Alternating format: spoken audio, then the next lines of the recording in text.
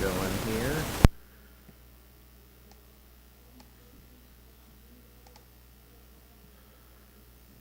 Okay. All right.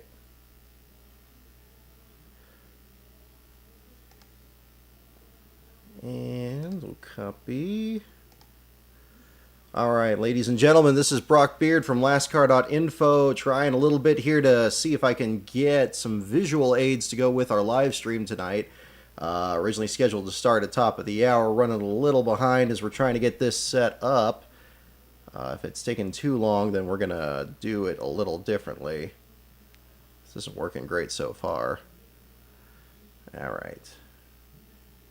Hello there, I like donuts and NASCAR. Can you hear me okay? We're going to get started here in just a little bit.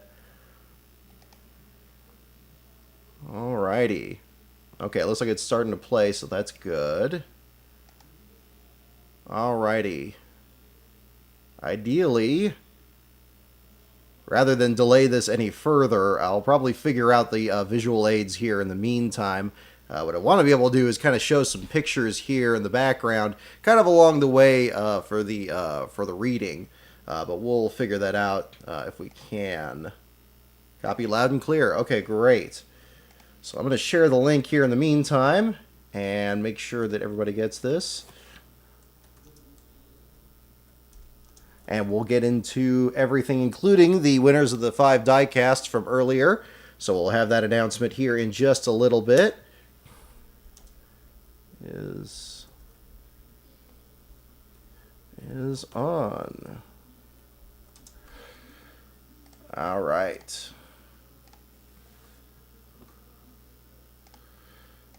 Okay, so let's close that. Okay. Now, I had this before where, yeah, try to get this with the graphics and everything to work here. In the meantime, we'll get started here in just a few moments. In the meantime, I'm just going to make sure this is actually going while I figure out the rest of this here. A little bit of getting these graphics to work. Now, I want this to actually show the pictures, not just the list of the pictures. Should I have another window for that? I probably should. A little bit behind the scenes here. Image. Okay, is that one going to work? Oh, nope, I don't want that. I don't really want it to just pick one. Yeah, alright. Window capture, game capture, image slideshow. That would probably, oh, media source maybe. Hello everyone, thank you again for everybody tuning in here. We're going to get started here in just a little bit. A little bit of behind the scenes things here. I got a few things that I want to make sure that I have available here for the show tonight. Would be media source? This would have been... Okay. We'll try... It's either slideshow... Image slideshow might be it. Is that it? Nah, I don't really want an automatic one. I got it. Okay. No, you're not late at all, Mateo Cuellar. We're going to get started here in just a little bit, and then we'll go ahead and do everything. The slideshow would be the option? Yeah, I mean, that would be the way to do it. Then it would actually play in the background here. Could I do that? That would be pretty good. Yeah, then I could maybe change which the slideshow is from like one part to the next. I think that would be a good way to do it. Add existing. Okay, does it let me pick one? No. Okay, well, I'm not going to mess with this for too much longer here. You guys have waited long enough. Alright, window capture, video. Let's try media source.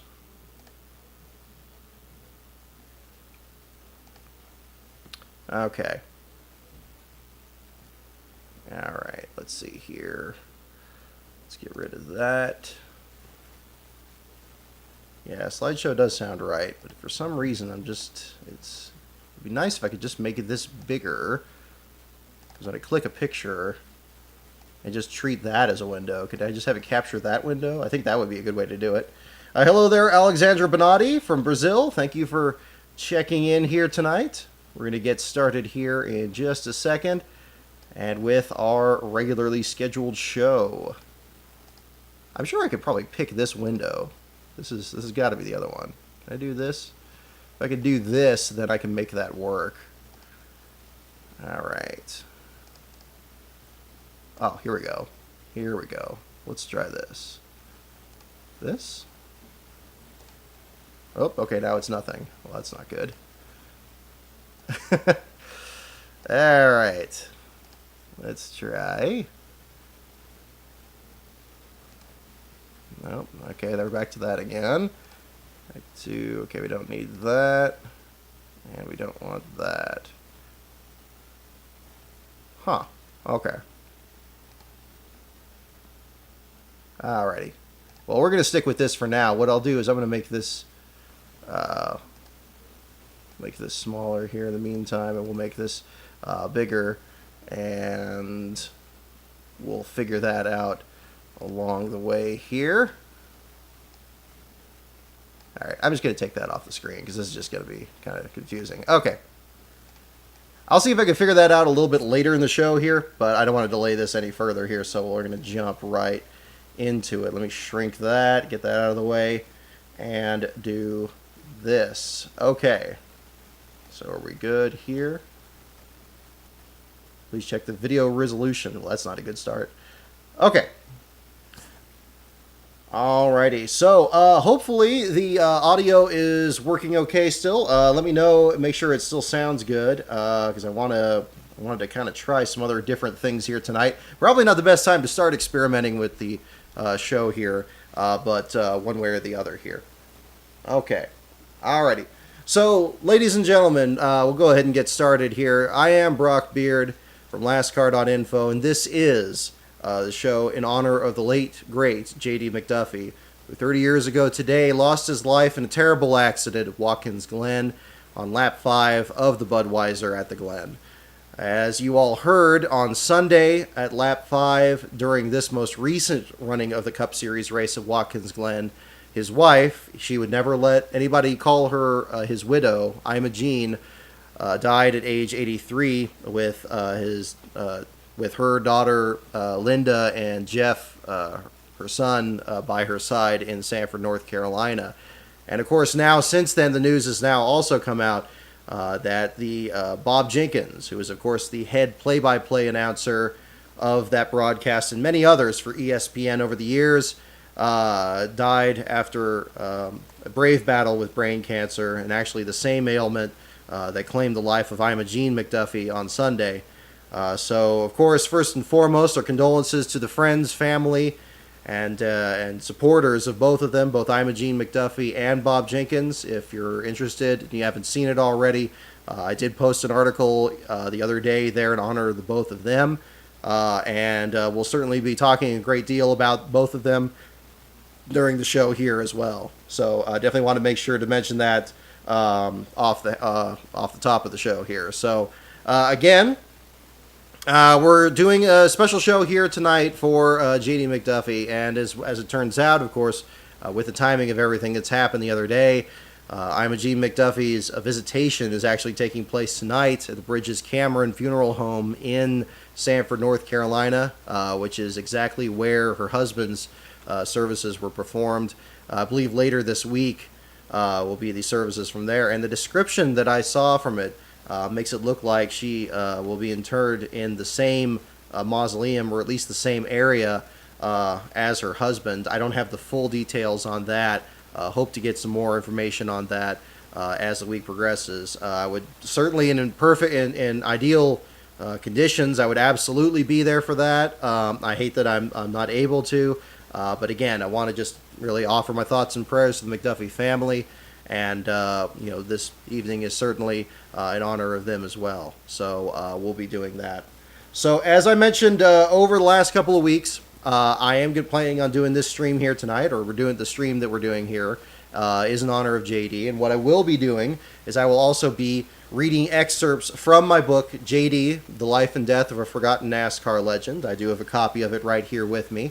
I have since recorded a new audiobook of this book that should be available on Amazon very soon in the next, I would say, in the next week or so. I had recorded it over the Olympic break in anticipation of it being available tonight. Unfortunately, that is not the case, but I am hopeful that it won't take too much longer before it is available. So we'll certainly let you know when more information on that comes about. The recording time worked out to be about 7 hours and 20 minutes.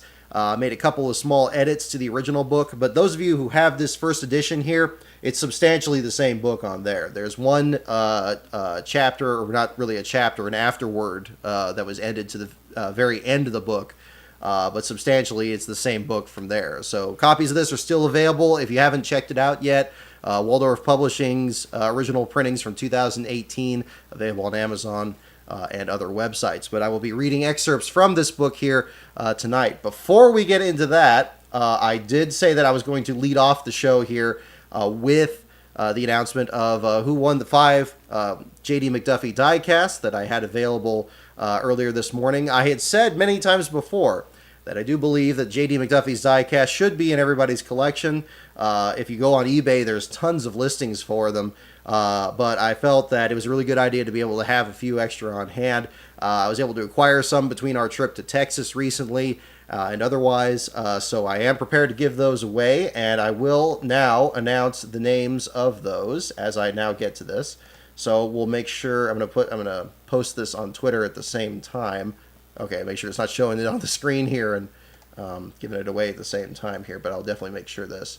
So again, I do have the 5 winners for the JD McDuffie Diecast. Thank you so much, everyone who contributed comments, and several people that showed great pictures and shared stories about JD today. I think that's a fantastic way to mark today's today. I mean, today, as sad of a day as it certainly was, I think it's also a celebration of his life and the career that he had, and that was certainly captured in a lot of the comments that I saw today. Some very, very touching comments in particular.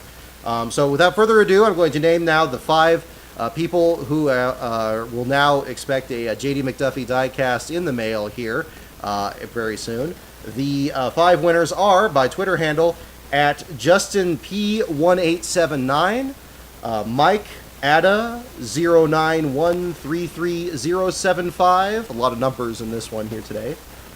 Big Luke 24, Carter Finch 12, and last one is Elijah M902-19773. So thank you very much to everyone who participated in that today and shared their comments and everything from today's discussion here. And in those 5 people in particular, I'll read the names off and then I'll post it on Twitter so they can see it as well. They are again Justin P1879, Mike Ada 09. Well, let's see. I'll list them.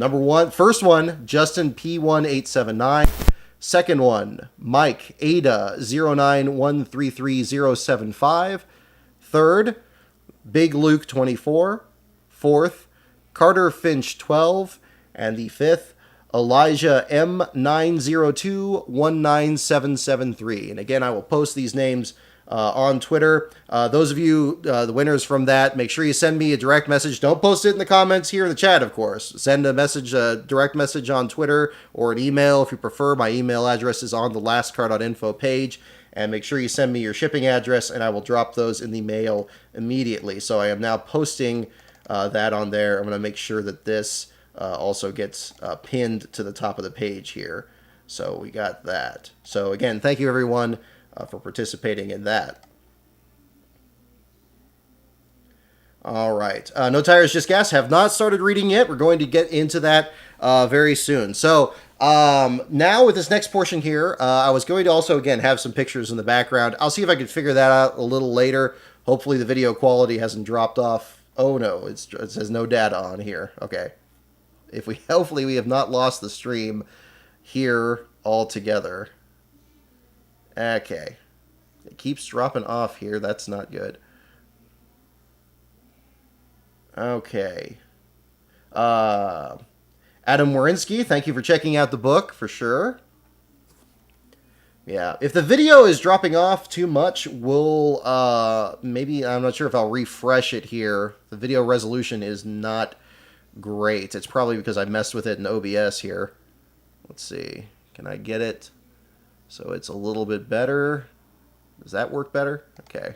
Make sure it actually fills the screen a little better. All right. How about this? How about we just do this? Okay. Can we configure the video? Gosh, this is all default. Okay. Okay. All right. Hopefully that's a little bit better here. Okay. Because I definitely want to make sure that's working before we jump into this. Okay, it still says the resolution isn't good. Okay. Fix it. Let's see. What needs to be straightened out here? Okay, stream status is good. It says good connection. Okay. All right. Okay, good. Because I would rather not refresh this if I don't have to. So we'll call that good here. Alrighty. Okay. Make sure it's not showing anything else on there. Okay, we're good? We're good. Heard some audio fuzz, but nothing else. Okay, hopefully that's not... Okay, hopefully that's not a consistent problem there. Alrighty. So we'll jump into reading the book here and do that. Oh, Newt, you won one. All right, fantastic. Thank you very much for participating, for sure. Again, I got those messages on there on the Twitter feed, and we'll get those sent out immediately. Just got them boxed last night, so they're ready to drop in the mail tomorrow. I wonder if it's dropping. Okay, streams channel. Current bitrate is higher than recommended. I'm getting all these distracting warnings on here. Okay. Luckily, it's not too big of a crowd here tonight. I figured it would be with Wednesday night here. I know it's a little bit kind of a weird time to do it, but we'll definitely jump on here. Okay. Alrighty. Please check video resolution because it was just not optimal. Okay, well, alright. Can I fix that? Probably not. Probably not from here. Configure video. Okay, this is all different. Okay. Alrighty. Okay. So, yeah, it looks like the stream health is good. Okay, yeah. All right. Well, I'm not going to worry that too much here, so I'll keep that in here. Okay, make sure everything else is still good. Okay. So, ladies and gentlemen, so again, as I mentioned earlier, the audiobook is now over 7 hours in length. That I will not be reading the entire amount of this tonight, but I will be reading excerpts from it. What I thought would be kind of interesting to do is I'm going to read the prologue and I believe the first chapter. I think that would be a good way to lead off. And then those of you who have read the book, if you have a preference over which chapter I should read from there, I can certainly do that. And also look into, I have some bonus material here to read as well. And again, if I could figure out the picture angle, that's why I'm still going to kind of stick with OBS here in the meantime. If I can figure out the picture part, I'll share some photos as well. Maybe we'll break that up there between each chapter so it's not all of one thing or another. So what I'll probably do after the video's posted here, I'll put the actual timestamp for the start of this. So again, those of you who are watching this afterwards, you're not just watching me mess around with the computer here, but we'll certainly do this in the meantime. So we'll get that checked out. Alrighty.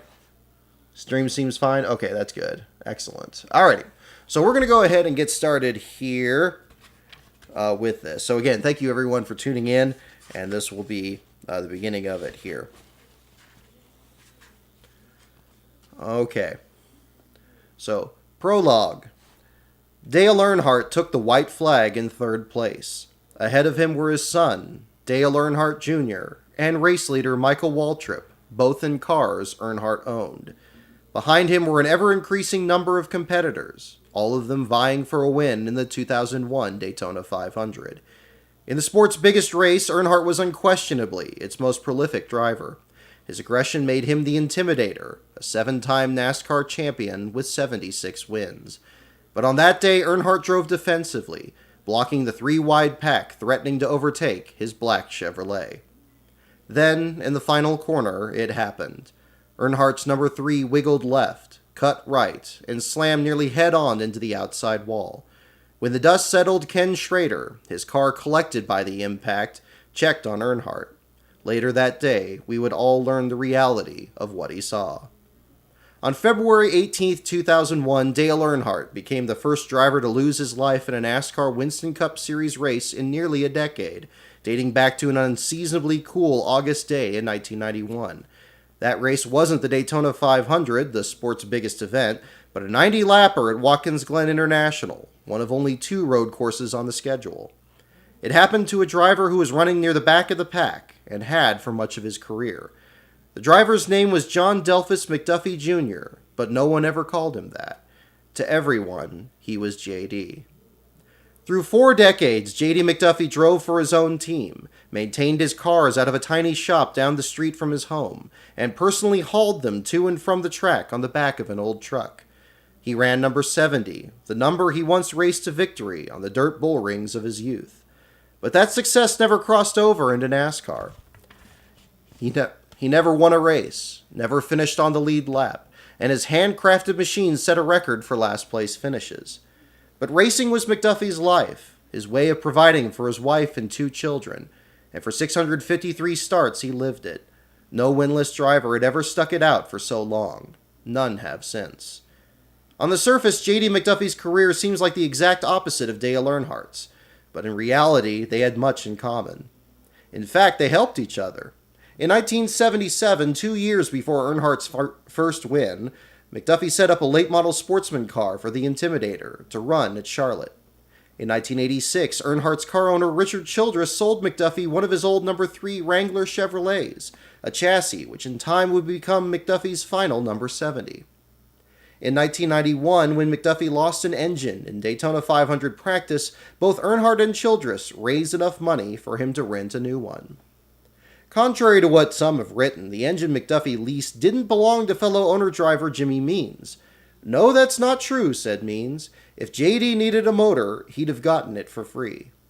Such was the friendship between the 2 drivers. Means and McDuffie were often mentioned in the same breath as 2 Davids fighting an ever-increasing number of Goliaths. In a tragic twist, the last time it happened had fatal consequences. The nature of sport doesn't leave much room for stories like this. Competition is about the winner, the champion, the one who defeats all challengers. Viewers and media alike don't spend much time thinking about the others who were there, the ones who make the victor work for his trophy. That is, unless the defeat is itself spectacular. The first baseman who missed a ground ball, the kicker who missed a field goal, the veteran racer who died without a win. In each case, a single moment can overshadow an entire career. But there was much more to JD McDuffie than his final moment, and much more to that moment than is widely known. What follows for the first time is the full story, featuring the memories of those who knew him best. It's also about his family, his team, and his life, which for McDuffie were one and the same. Alright. So that's the conclusion of the prologue. There are, I'm seeing a question here in the chat. There are 21 chapters here. So yeah, if you haven't read it, you could always pick like a random number there. Well, actually, I could read the titles. I'll do this. The next part here, I'll read the titles of the chapters. So those of you who haven't checked it out, because I don't believe the table of contents is publicly available, so I'll make sure that that's mentioned here as well. Thank you. I'm glad you guys are enjoying it here. Hopefully the stream still stays fine here, so we can still get some good audio quality. We'll jump into, I'm going to read chapter 1 here in a little bit. Let me do this. I think this would be a quicker way to do it. I'm going to pull up, this is probably a better way that I don't have the multiple windows opened up here in the meantime. I'm going to pull up the full version of the book. Okay, and this way I can get the chapters read off here. All right. Thank you again for those of you tuning in tonight. I know it's a different night here to do a show, but obviously, whatever day of the week August 11th was, definitely wanted to make sure to do this tonight. This stream will probably be about 2 hours, thereabouts. If it feels like it needs to go longer, we'll go. I don't want to keep you guys up too late on a weekday here, but certainly would be remiss without doing one period. So we're definitely doing one today. Okay, so I will read off the chapter names here next. That's what I'm going to do. Chapter 1 is called 4 Decades. I will be reading that one next. Chapter 2, They Know Who It Is. Chapter 3, Too Independent. Chapter 4, The Bailey Years. Chapter 5, Phoenix from the Ashes. Chapter 6, The Crew. Chapter 7, Old Car, New Engines. Chapter 8, 1991. Chapter 9, Smut. Chapter 10, The Glen. Chapter 11, Radial and Radius. Chapter 12, Green. Chapter 13, Winners By. Chapter 14, The Race. Chapter 15, Witness to Disaster. Chapter 16, Holding Pattern. Chapter 17, A Pretty Sad Day Right Now. Chapter 18, Just a Lap Ahead of Us. Chapter 19, Chicanes and Barriers.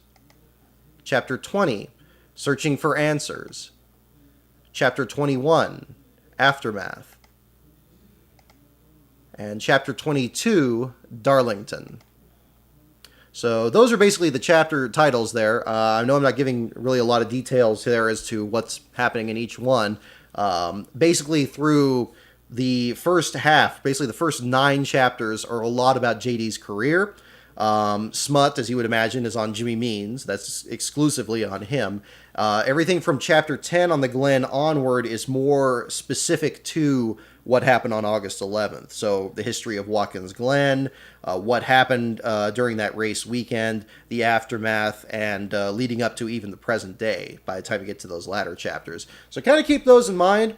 If you have any questions on, where, what kind of subjects you're interested in, again, I'm not going to be reading the entire book, but I will read samples from it. So I'm going to go ahead and read chapter 1 next, and then we'll kind of do a poll here for the next one, and maybe we'll mix this up here with some bonus content along the way. So those of you just joining in here today, thank you for joining in. I just finished reading the prologue to JD, and I've also announced the winners of the diecasts that I revealed earlier today. So the names of the diecast winners are on the Twitter account now. I've now pinned that message. It should be pinned, actually, to my Twitter page. So if you haven't heard that, definitely check that out on the page there. Alrighty. Whoop, hang on. Didn't mean to shrink that. Okay, hopefully I didn't close the window. Okay, good. Alrighty. Oh, yes, and if you have any questions along the way, we'll go and we'll break that up. Between chapters, I'll answer questions and everything, too. I think that's a good way to do it. I'm kind of doing this by the seat of the pants a little bit. Haven't done this before. But again, we'll not a real hard and fast formula for tonight, but we'll certainly be doing readings from this and talking about JD and, Bob Jenkins as well. I figured that's going to, bleed into this as well, and we'll certainly have that as well. Andrew Hayes had a good question here. I just saw. How long do you think JD would have raced before calling it a career? Great question. I think one thing that's interesting, and I touched on this a little bit in the book, but not too much, excuse me, is that in 1992, there were a lot of short fields. I guess I talked about this in Rise of the Field Fillers. There were short fields, and it was very tricky to get enough cars out there to fill out fields. I think if he was around for even one more year, he would have started a lot more races.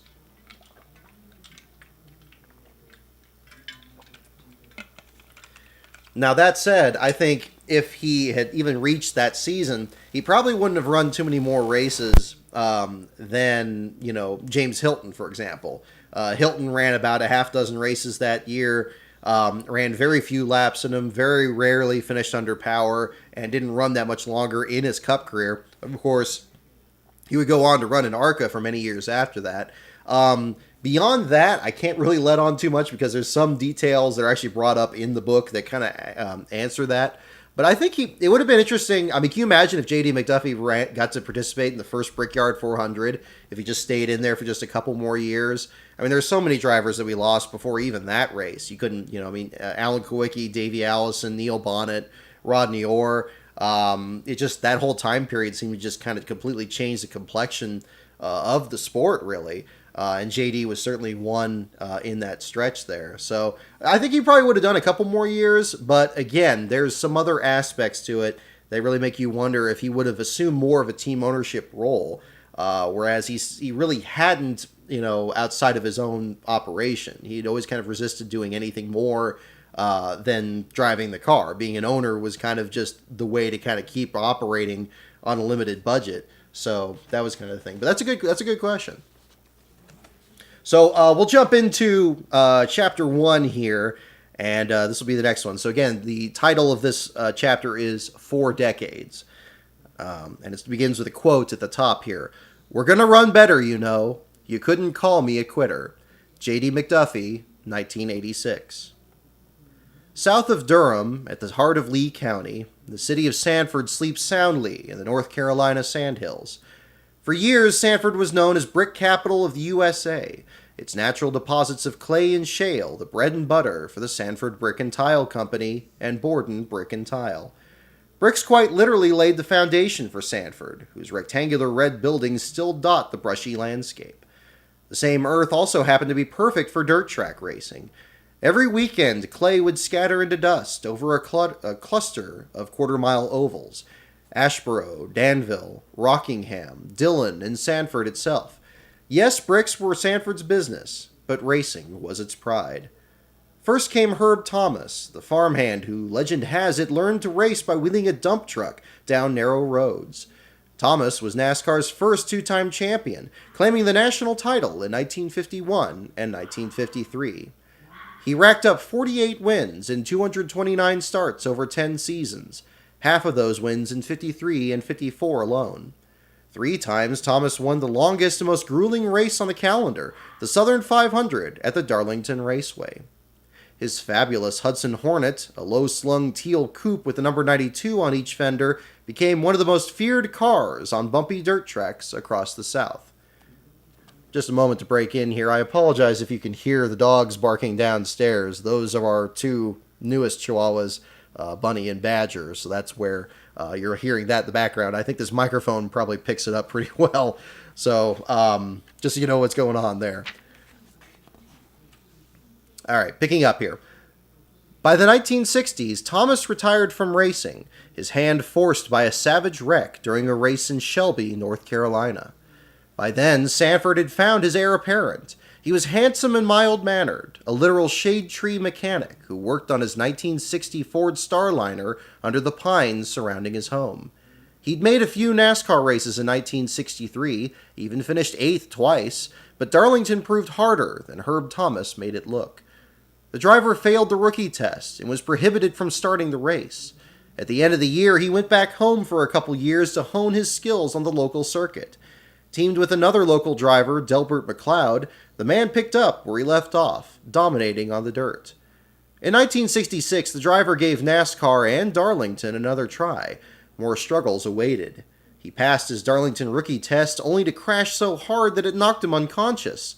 He then blew his only motor, trying to make the World 600 at Charlotte, and lost out on a chance at a share of one of the season's biggest purses. By summer, he was in jeopardy of missing the big race at Daytona. An article in the Sanford Herald alerted the town to the driver's situation, so Mayor E.W. Fields declared June 23rd to be JD McDuffie Day. If it's possible that anyone in Sanford never heard of stock car racing, read the Daily Independent, then they'll hear about it on June 23rd. That day, crowds lined the streets of downtown Sanford and watched 35 cars rumble down the road. Among them was Herb Thomas's Hornet, loaned from a South Carolina museum, its driver back behind the wheel for the first time since his retirement. 1965 Daytona 500 winner Fred Lorenzen was there. So was defending NASCAR champion Ned Jarrett. Janice Harris, the newly crowned Miss North Carolina, presided over the parade that afternoon. All converged at the Lee County Fairgrounds for a question and answer session with fans. NASCAR tickets were auctioned off, as well as a Honda motorcycle, the proceeds going to Sanford's favorite son. He has a long way to go before he'll equal the success of Sanford's last great Grand National racer, the Independent said of McDuffie, but Herb Thomas, the king of racing a decade ago, started out small also. In the end, the festivities raised $2,500 for McDuffie, which allowed him to buy a blue 1964 Ford race car from the Holman Moody shop. Huggins Tire Service provided him with a fresh set of dirt track tires. 2 days later, those tires carried McDuffie to a 6th-place finish at the Greenville Pickens Speedway. It was the second-best finish he'd have all year. In January 1973, Bobby Hudson was, by his own admission, a little 20-year-old snotty-nosed kid. The youngest member of LG DeWitt Racing, Hudson was on his first coast-to-coast trip to Riverside. The team's number 72 Chevrolet would run that weekend, with Benny Parsons behind the wheel. One night, the team parked its cab-over hauler next to the others at a motel. In their room, Parsons and crew chief Travis Carter set up a table and began shuffling cards. Soon others walked in, including crew chief Harry Hyde and owner-driver Grover Cleveland G.C. Spencer. The group welcomed Hudson over, and they all played poker. "They just took me under their wing from the second night on," he said. "They always treated me like one of them. That made me feel special to be involved with them." Hudson sat next to JD McDuffie, or Jay as he called him, who he'd known since he was a teenager. In the late 1960s, Hudson's father raced against JD and his older brother Glenn at the Rockingham dirt track. The two struck up a friendship. He was kind of I'm not saying he was a loner. JD was bashful, said Hudson, and I used to be like that a lot, but JD was very, very bashful. McDuffie never asked for help, but Hudson made sure he got it. At DeWitt, he was in charge of making sure the parts the team gave to McDuffie were usable. JD was our number one customer, he said. He only got A1 pieces. We didn't sell any garbage to him. He got the cream of the crop. We didn't, hang on. He probably got some parts before they were worn out. The brake pads, rotors, and tires coming off Parsons' number 72 were much appreciated. One time at Riverside, McDuffie could only run a single qualifying lap because it was all the stock Chevrolet rods in his engine could take. "I can't afford the new stuff," said McDuffie in 1977, "but the used parts I buy from Benny Parsons usually are just as good as new. It's a matter of putting them together right." But playing cards wasn't a time for business. It was a driver's favorite pastime. Long before today's many sponsor and media obligations, it was common for drivers and teams to be seen at the same hotels and bars as fans. When practice was over, or rain started to fall, everyone talked about where they were going to play cards. They set up in hotel rooms, in the back of the Wood Brothers hauler, on the red-eye flight from Los Angeles to Charlotte, and even in the MRN booth, usually 10 people at a time. The location changed frequently as NASCAR intervened, trying to shake off the last vestiges of its rough-and-tumble past. As hard as he worked, McDuffie wasn't above having a good time. When his finances allowed it, he enjoyed throwing dice at Atlantic City on the way to Dover, or stopping in Las Vegas on the way to Riverside to chat with racing enthusiast Mel Larson at his Circus Circus casino. McDuffie preferred blackjack, and he was good at it, too. In 1983, when he burned the clutch on his car hauler outside of Las Vegas, he went into the sands, bet the team's tire money for the race in Riverside, and walked out with $1,300. One trip to the salvage yard later, he was back on the road. In the garage area, poker reigned supreme. At the card table, as at the racetrack, Hudson made sure he had McDuffie's back. "We would both shove a knee under the table," he said. "If I had a lot of horsepower," that's what we called it when we were at the racetrack, "if I had a lot of horsepower in my hand and my deck of cards, I'd poke his leg, which meant we can still play, but I've got a lot of it." And he would do the same thing to me. He'd bump my leg, and that was the only thing we ever did as far as looking out for each other, just hanging out with the guys and having a great time. While no one member at the table had a clear advantage, McDuffie didn't win often, except for one night at Darlington. "It seemed he could not lose," recalled writer Tom Higgins, "and almost every pot was a big one. When the game broke up around midnight, JD walked from the room with bills protruding from every pocket, including his shirt. With the stub of his cigar cinched in his teeth, JD couldn't have grinned any wider if he had just won the Daytona 500. Then as now, the 2.5-mile Pocono Raceway in eastern Pennsylvania remains one of the most unique tracks on the NASCAR circuit. Not only because of its 3 turns, each modeled after a different, more conventional 4-turn oval, but also how effortlessly the nearby resort community shifts from quiet honeymoon destination to a haven for rowdy race fans. In the mid-1980s, Jim Slezik worked in a marketing and media coordination firm at the Pocono track. For each of the twice-yearly visits NASCAR made to the Speedway, he would host a barbecue picnic the first evening to welcome drivers and crews. All the big names came: Dale Earnhardt, Neil Bonnet, Harry Gant, and Cale Yarborough, each mingling over barbecued hamburgers, hot dogs, and ribs. It was something Jim's young son David looked forward to every year. David had been coming to the track since he was 9. He watched Tim Richmond take the checkered flag in the Light Cola 500. His favorite driver was Terry Labonte, the 1984 Series champion, but he was also intrigued by JD McDuffie, who was always the first to show up at the picnic. The picnic was a welcome change of pace for McDuffie. His lunch often consisted of an opened loaf of bread and bologna scattered amongst his tools in the garage. JD was always the guy who would show up at like 4:45 before we'd open officially, David recalled. And he'd walk in with his cigar, and he'd grab a couple things, and we'd say, "JD, how you doing?" "Good." Never really very talkative, just kind of minding his own. One time David walked up to the driver as he ate quietly at a far table. He pulled out the only slip of paper in his wallet, a card that read JD McDuffie Fan Club. The club didn't offer many perks, but for a couple of dollars gave fans a chance to help keep McDuffie racing in business. "Hey," said David to JD, "I'm part of your fan club. I'm a big fan." The driver smiled. "Good to hear." And that was it. It was one of those things. You'd ask him a question, and you'd get one-word responses back. He wasn't a mean guy in any way, shape, or form. He just, I don't know, the gift of gab. I mean, just talking like you're a young fan. How many of them do I see like this, you know? Tell me a little bit about you. He wasn't like that at all. Some young fans had more success. Once, while waiting in line to qualify, McDuffie climbed from his car and walked over to some children standing by a fence on pit road. He signed autographs for several minutes. "I love to talk with the kids and tell them about the cars," he said in an interview. "I'd rather talk with them than just sit in the car waiting to qualify." Others, especially those who came by the garage, found him polite, but singularly focused on his work. When Doug Schneider's father brought him by the shop in 1990, McDuffie showed him around briefly, took a photo with him, and went right back to tuning up his car. From that moment at the picnic, David was determined to learn more about the man in car number 70. He tracked down a tent that sold JD McDuffie t-shirts. The shirts were as plain-spoken as the driver. His name in black lettering beneath a giant blue AC spark plug, the car number printed even smaller, almost apologetically near the bottom. He tried to learn more from his father. "You ask me about any driver and I could give you all these stories," he said, "but you ask me about the one guy I have almost no stories on."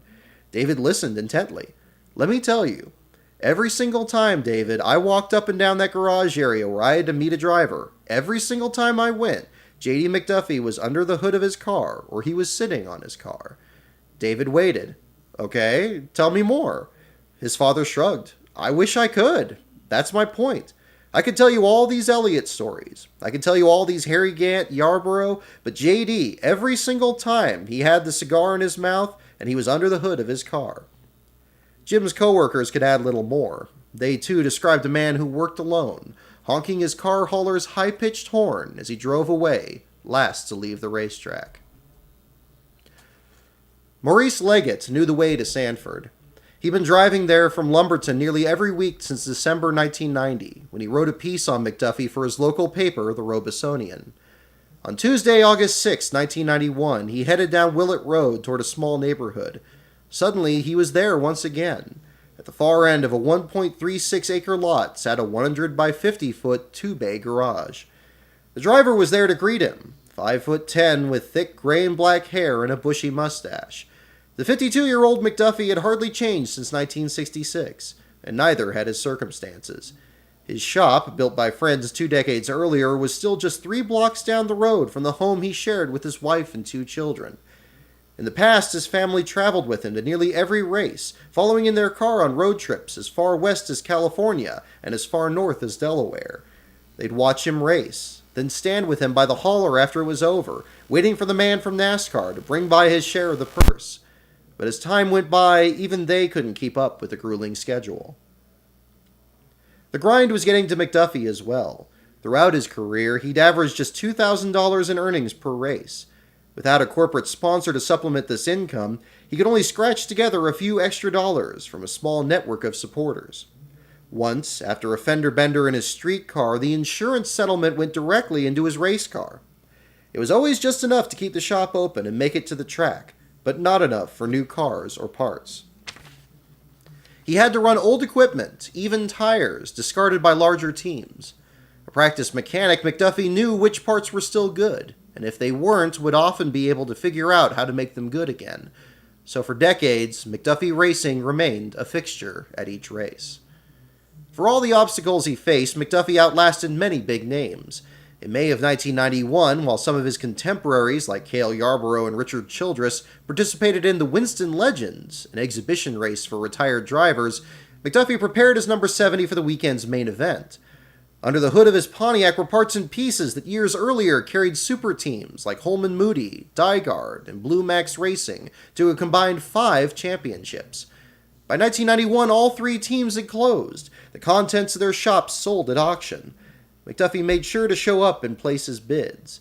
Days before Leggett arrived, the driver had just returned from another auction in Charlotte, bidding alongside fellow independent driver Philip Duffy. He hoped what he purchased would get his number 70 through the final 3 months of the season. Everything in the garage looked well worn, dusty, grimy, dented, but every piece neatly organized and within arm's reach.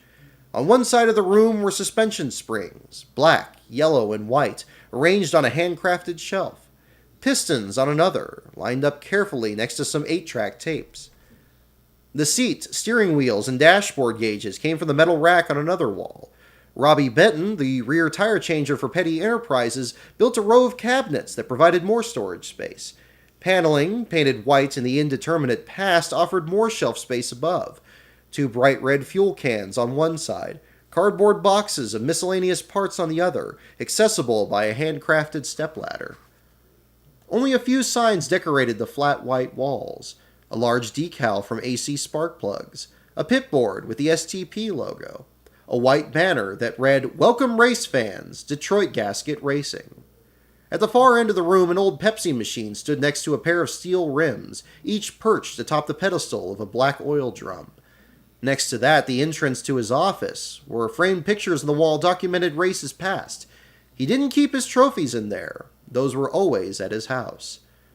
The garage could hold 5 or 6 cars, but beneath the fluorescent lights there was just one Pontiac Grand Prix stock car. Earlier that year, McDuffie rolled the car into the small paint shop at the back of the garage, giving it a coat of bright red. He tuned the engine in the engine shop next door, looking for any change in horsepower on the analog gauges of his old dynamometer. They pieced the car together with practiced care, using tools from a simple red toolbox that on race day doubled as the team's humble war wagon. But for all that work, the red number 70 car was now torn apart and sitting on jack stands, as it had been for 2 months since an on-track accident. McDuffie's other car, his last car, was chained to the back of his truck. He called the truck Old Blue. The words "Not for Hire" were painted in front of Old Blue's driver's door. It was no stretch of imagination for the 1970 Chevrolet ramp truck to be confused for a flatbed wrecker. Spare truck tires and equipment were tied down on an elevated platform above the cab. A set of Goodyear racing slicks fit in a purpose-built cradle that dangled over the nose of his race car. A dozen side lockers, like those on a fire engine, held his tools and pit equipment.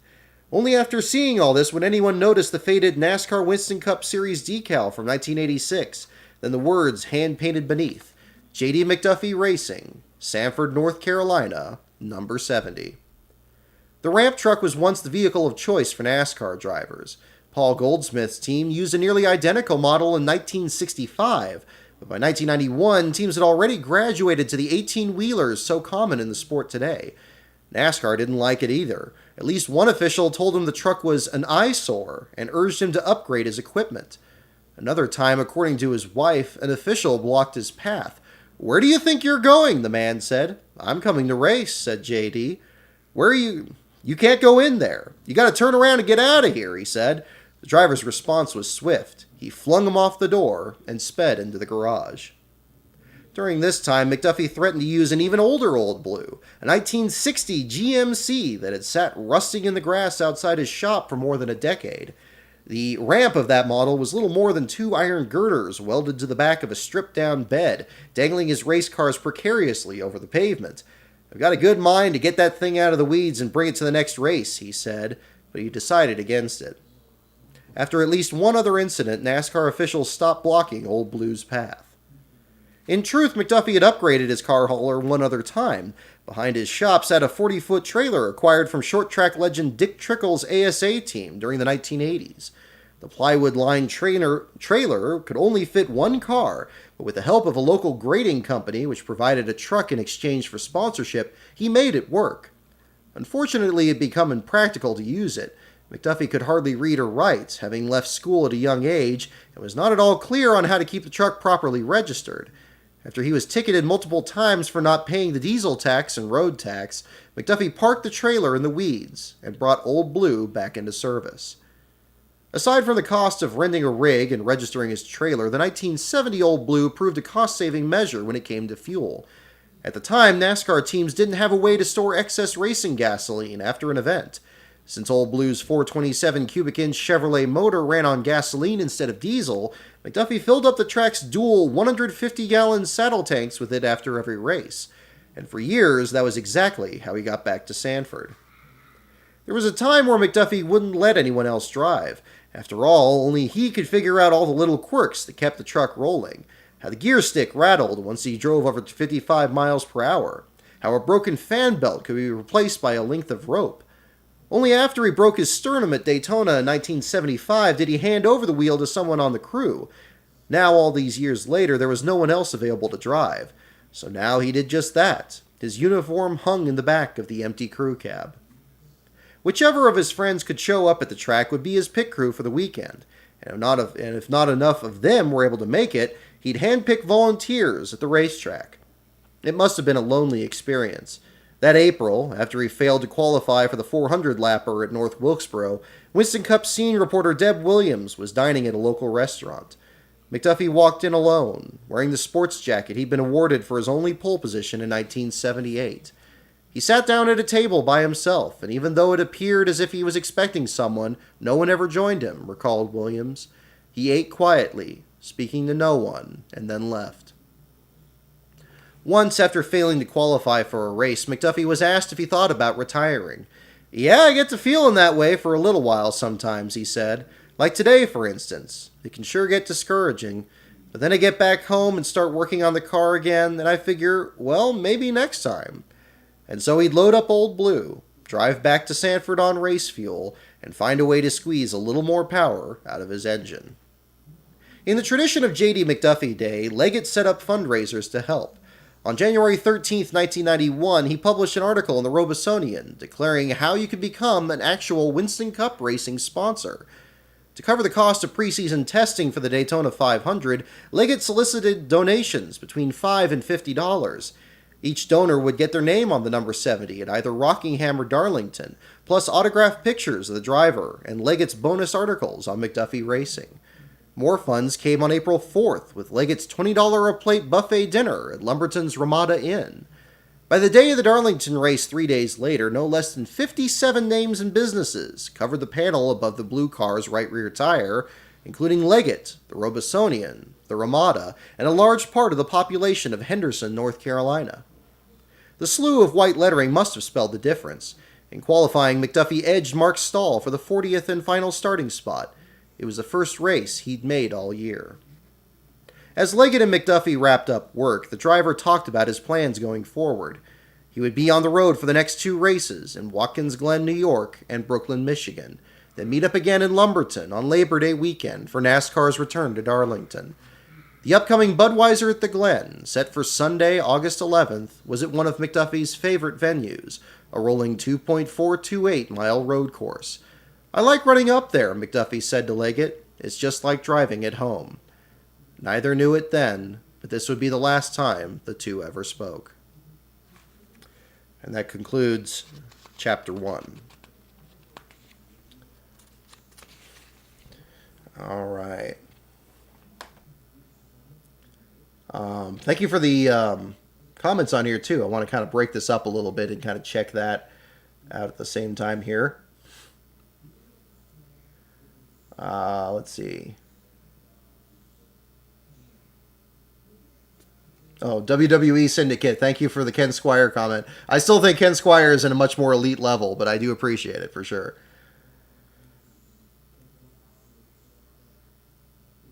Yeah, Cale Yarborough and Leroy Yarborough. Yeah, very, very common question, but yeah, they are not related. But very different backgrounds between the two of them.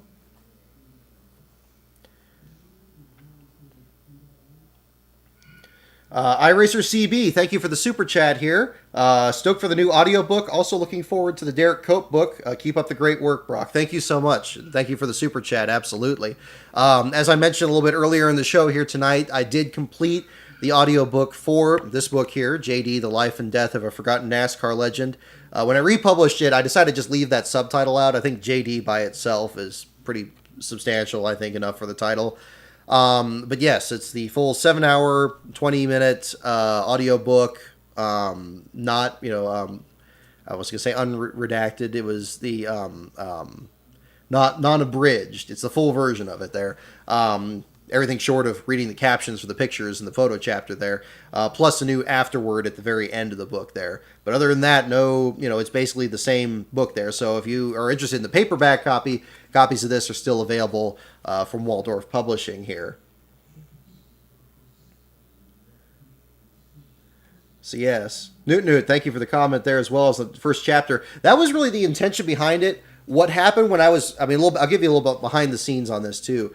There, as you can tell from the way that was laid out, there's 4 different sections in there, one each from the 60s, 70s, 80s, and 90s that each captured JD. I was going to do something like that at the beginning of each chapter in the book. I believe there's a book that was done on Dale Earnhardt called At the Altar of Speed that did something very much like that, and I was looking to do that. I had these 4 stories that didn't really fit into any other part of the book, at least not perfectly. And obviously it got to the point where it was like 22 chapters, so I didn't have 22 of those stories. I'm sure if I continue doing the research even now, I could find them. But so basically, it occurred to me one day to just put that all in one chapter, and yeah, it gives a good overview of that. So that's why I definitely wanted to make sure to read that one there too. Let's see. I was going to try again I'm going to take a break here for just a bit. If you guys have any suggestions on which part of the story you'd like me to read, I can certainly jump into that.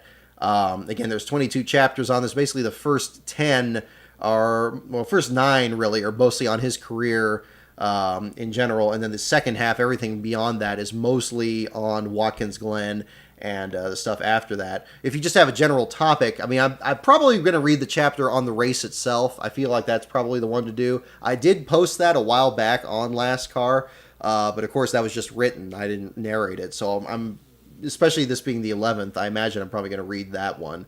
But we'll take a look there. I'm going to see also if I can try to get pictures on here. Still says the resolution's not good, but I think the stream quality... Okay, stream quality is still good, so that's good. Okay. Here, 15 or 17 says Fed Up Racing Wrestling Fan. Okay. Jimmy Means chapter, certainly that's one we could look at. That might actually not be a bad one to jump to. Okay, I'm seeing a couple comments for the Means one. Okay, I might do that because that would be a good one. Steven Deswan, yes, my next book is on Derek Cope. Nearing completion on that. Don't have a publisher picked up yet, which is why it's taken a bit longer. If I have to self-publish it, we'll make preparations for that. I'm still hoping that maybe I could work something out on that. We don't have anything locked down yet, but it is coming together very well, and I think it'll be a good follow-up to this. Very similar to JD's story in some ways, different in other very significant ways, of course, but very interesting story. Just spoke with Derek as recently as Sears Point this past June, and kind of tying in some other information that I got from that. So definitely making sure that that'll be coming up here in the meantime. Okay, I'm seeing a lot of comments for the Jimmy Means one. I think we'll hop to that one next. That's a bit later in there, but I think that'll be good.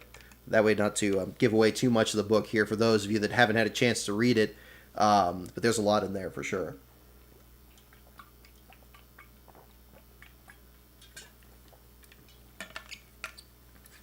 Did JD McDuffie ever make any ARCA starts? Yes. Good question. MoffatCast02. In fact, he made some at Daytona.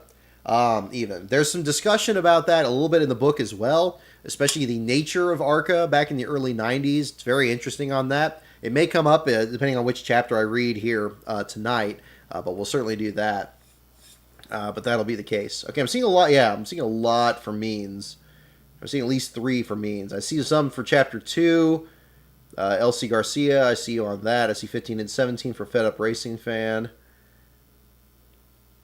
Is the audiobook on Google Play? I believe it will be. It's going to be distributed through Amazon. It should be available on iTunes and every place else. It should be available on every place that the current audiobook is, which is one that Waldorf produced. A gentleman named Dwayne F. Chu is narrating it. That one is currently available. If you want the audiobook that I'm narrating, it is going to be available very soon, so you will have that option. As far as I know, the other one's going to be available, so you have that opportunity there. I received some comments that people weren't happy with that audiobook from the other one, which is too bad. I don't mean that in a dismissive way. I mean, I'm not happy about it either, because again, a little bit behind the scenes here, Waldorf just finished that off, didn't consult me on it, and posted it. And apparently the guy mispronounces a lot of words. It just doesn't kind of roll very well in there. It's not bad. He's a good narrator. It's just they needed me to consult with the person to kind of go over it. And unfortunately, I didn't have that opportunity, so it shows in the quality of it. So those of you who did pick up the audiobook, I apologize to you guys on that there. I hate that it turned out that way. That's another reason I was really pushing to get this audiobook done. And when I post this audiobook, I'm going to make it a bit cheaper too, so you're not paying for the same whole thing over again. And of course, it's going to have a couple of changes and stuff in there as well, edits since 2018. So you're basically getting some bonus content in there as well. So hopefully that'll be worth your while on that. And I'll definitely make that public once that gets posted here. So more information on that pretty soon. Let's see. Mark Allen, thank you for the super chat. No comments, just enjoying. Well, I do appreciate it. Thank you very much. Yeah, happy to do the reading tonight. I'm glad. Oh, we actually got a good crowd in here tonight. 39, I'll take it. That's good. Fantastic. Okay, well, hope the quality of the video stays up here too. I figured doing it a little later tonight. Hopefully the stream would be a little more stable. Knock on wood. It seems okay so far. I keep getting these warnings here that are distracting me out of the corner of my eye, but I'm going to just ignore that in the meantime. It's higher than the recommended bitrate. Okay, well, I can't do anything about that. All right. Let's see. But yes, obviously, if you guys have any other questions or anything like that, we'll jump into the Jimmy Means chapter here in a sec. It looks like that's a big one on this. Yeah, just misspelled some words. Yeah. So if you, again, and I don't want to be too critical on Dwayne Chu. I thought he did a very good job. I think he has a great voice in that. And so if you're interested in an audiobook, and again, you want, or if you want, it's basically going to be the same story there. It is still available on the Waldorf page there, so you can check that out as well. Or at Amazon, the audiobook is on there. There will be a new link, at least in the meantime, there's going to be a new link for my audio recording of it. I changed the way the cover looks so you can distinguish one versus the other. Again, not a big change to it. I basically put a different picture of the car on the front of it. I used a blue car instead of the burgundy car on the front of it. But again, I'll have more information on that when we get a little closer to it. Let's see. Does anyone else here remember for race fans only on QVC? Oh, absolutely. That's a throwback for sure. Thank you, Adam Warinsky, rather. Thank you for your comment on the narration. I'm glad you're enjoying it here. It's a little bit different. I had to do so many edits when I did my audiobook, because as you can see, even there a couple times kind of trip up on things. So I had to crop a lot of edits in there. So that should be smooth enough on that there too, that you can play that in your car and any place else, just like the Dwayne one. So you got your options. That's a great thing too. And again, there's going to be more JD content out here.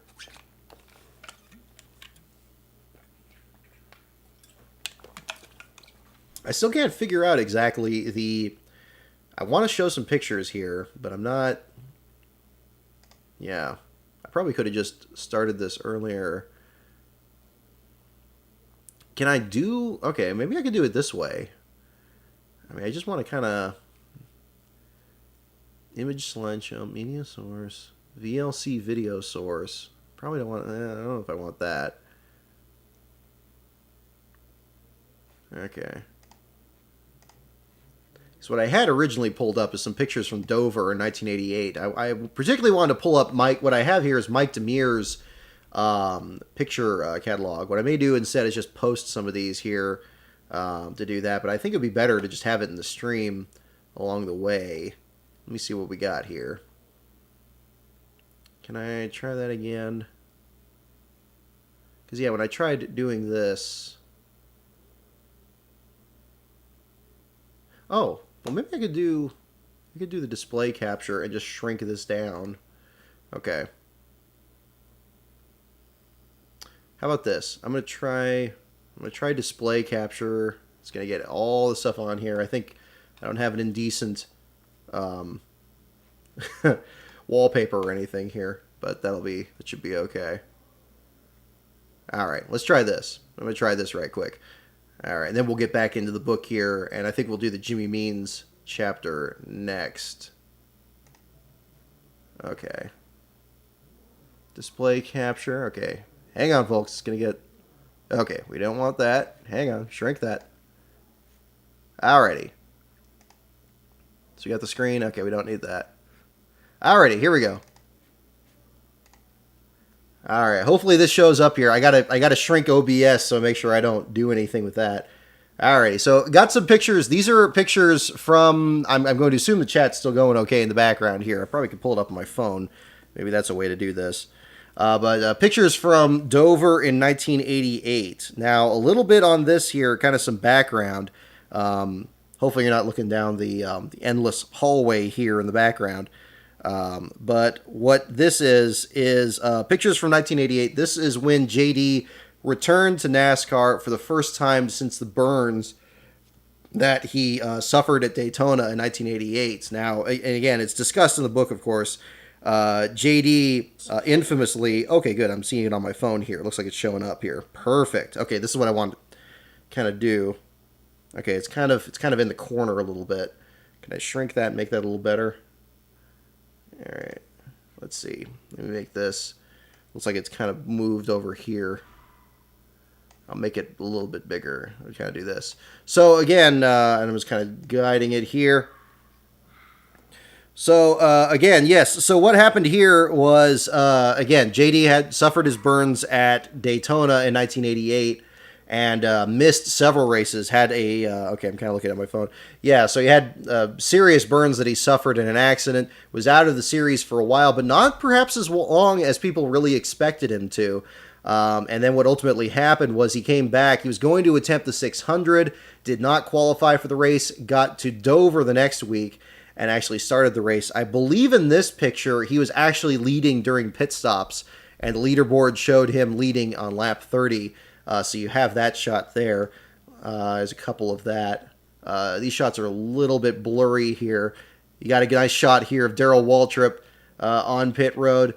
I mean, again, Dover is always an interesting track here in his history. JD had several starts at Dover in his career, and was a track that he was just really popular at running. And of course, it was the site of his only pole in 1978. Story of that's in there as well. So you got that.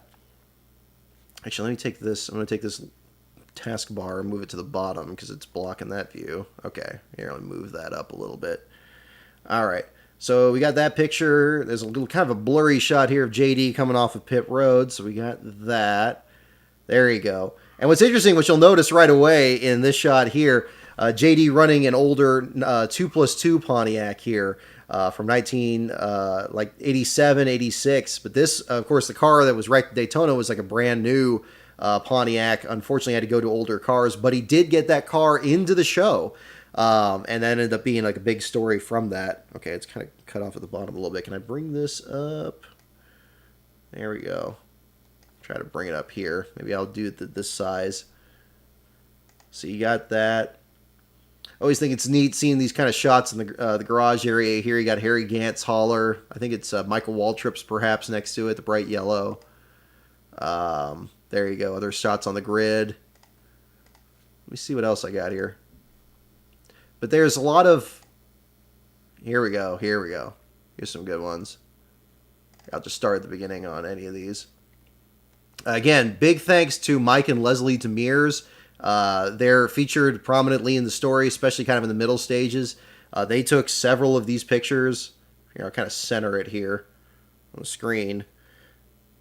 You can see kind of some shots from in the garage area. You got Davey Allison's car here in this shot that should be showing up here in just a sec. There we go.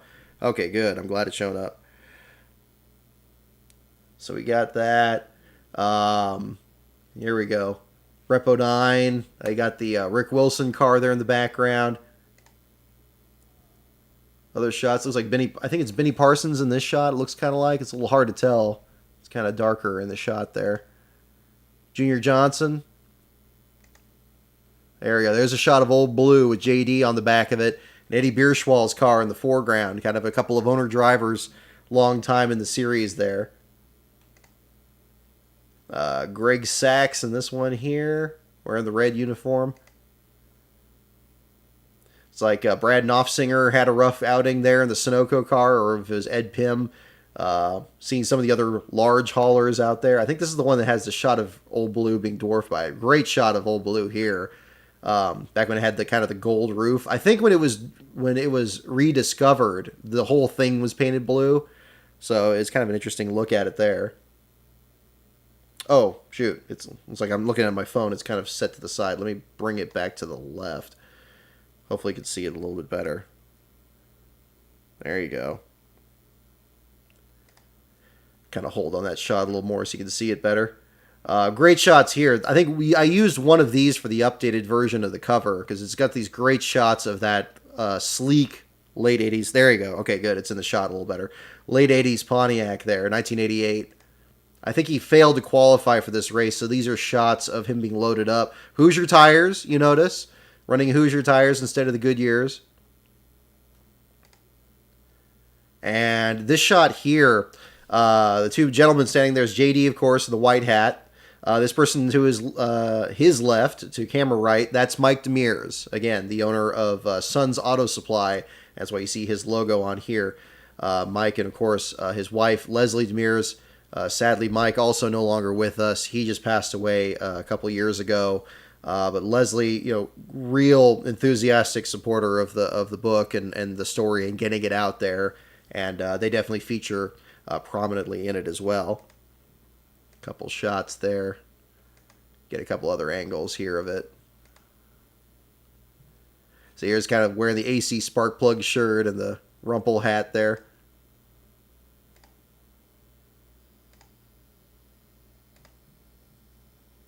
So just kind of going through the last few shots here. Great looking car. Always had a soft spot for the Pontiacs, especially they just look so sleek. I don't know if they were outclassed by the Chevys a lot of times, and JD himself really preferred Chevys, but always thought the Pontiacs looked pretty cool. And then we got a lot of these chronicled a lot later here. In the interest of Watkins Glen, this is my Watkins Glen folder. So I'll definitely show these here in the meantime. So I don't know who this gentleman is here in this shot. But these shots here in this particular folder, these are all from Watkins Glen in 1991. So that's what I'm sharing here. Are those two cabs welded together? I'm seeing your comment there, Jonathan Green. I'm not sure offhand. That's a good question. I assume that it was already designed like that. I think there's other haulers that were like that, but that's a good question. Maybe it was. Technology being different back then. So in the background here is Oma Kimbrough's car, this red and blue one here, the number 13 Buick. Kind of hard to get some good shots of some of these other back markers, but JD was kind of parked in that section. I'm not sure which garage stall he was in, but this is from that race weekend. You see the gold rims here that he ran on the car here. This is a great shot here. This is JD with Janine. I believe this is Janine Pastel in this shot. She was a photographer that was working at the track that weekend. Great shot of her with him. There's a story behind that plaque there that JD is holding in this shot. that she was selling pictures of JD, or was kind of arranging with him to sell some at one of the haulers. Unfortunately, this happened right before Watkins Glen, and of course we all know what happened during the race itself. You can see that the shot at the far left here, you got Old Blue parked in the background, so I think it's kind of interesting way to kind of tie that in there. More shots here from the garage area. I believe this is Marty Burke here on the left. I might be wrong about that. I know he was like a young up and comer back then. He's another figure that features a lot in the story there. This is a very famous shot of JD working on the suspension on the left front corner of the car. It goes into greater detail in this in the book. JD never let anybody else touch the suspension of his car. That was one part that he alone worked on. But this is, in fact, the morning of the race, JD tightening I believe it's a nut on the upper control arm or something in that section, but that is the wheel that ultimately came off of the car. So, certainly that day, he was working on it and making sure everything was all tightened up. So he was, paying attention to that portion of it. I don't have the full context for this picture. Mike Demers did take it there at the time. But you can see JD, smoking his trademark cigar there in the same shot there too. So you got that also. Another shot here in the garage area. JD's car on the left side. The Sun's Auto Supply, Medford Speed. I believe this is Colonel Don Tyndall here from Runabout Auto Sales. That's the logo that's on his white shirt here. This might also be Marty Burke here in the blue shirt. Not 100% on that. I think so. So you got that. Other views of the car. You see the beginnings of the L.C. Whitford logo. This was a big mystery that I really wanted to kind of solve from looking at old pictures of this car. A lot of these I believe I've posted over the years, but I'm going to just show the whole folder of these here in the meantime. You'll get a good indication of a lot of these. Another shot of the car being worked on. The Graphics Plus logo here on the C post here, C pillar. Really distinctive paint scheme. I mean, again, it's interesting the Racing Champions ultimately made diecast of this. They made the color a little bit lighter than this burgundy shade. They made it kind of, a different kind of shade than this. But it's still interesting to see. And of course, this one here, I remember when this first came in the mail, had to scan this immediately. The shot of JD's car on the grid at Watkins Glen with the L.C. Whitford Company, Kathy and Neil Frisson as the fan sponsors that joined on. Their stories in the book as well. The gold rims, great paint scheme. And very subtly, there's orange bits of tape that were around the numbers here to kind of make them stand out. There's other pictures of the 70. A lot of shots you see of it, especially the driver's side, you don't see that tape there. That was added later in the summer, but that is in this shot here. Other shots here underneath the left rear of the car here, left rear wheel off, car being worked on in the garage area. These very late in the day. Very good shot of the L.C. Whitford logo. Only time that they've ever sponsored a Cup car. The company's still in business. They celebrated their 100th anniversary, I think, when the book was first published. And Brad Whitford, the owner of the company, who was behind that at the time, he did speak with me as part of the interviews. He did give very, very brief details on that. He doesn't know which representative it was that was behind this, but they did always have like an open space there on the car, and those logos did come on board. And so you get kind of a couple other shots here of the back of the car with that. Gosh, I think this is Don Owens in this shot here. Somebody that Marty had worked for. I think it was either Marty or Mike had worked with him. Jerry Glenn and Jerry Glenn Jr. were there that weekend too, the ones that worked on his engines. This might be Jerry Jr. here. I'm not 100% on that, but you got that there too. This shot, I really like this one in particular. I'll zoom it in a little bit here. Great shot of JD's car on the grid, and of course in the background you can see Jimmy Means' car right there in the same row, and of course just not even minutes after this picture was taken, of course what happened on lap 5. They did start in the same row or very near each other on the grid. JD's car was the first one on the grid. This is the picture that I used for the cover of the book of the car. It's kind of covered with shadow a bit. But this one I always think is particularly profound. You got the starting line. There's the starter stand back here and the grandstands on the front stretch. But that is race morning, JD and Jimmy Means. And, of course, what happened after that.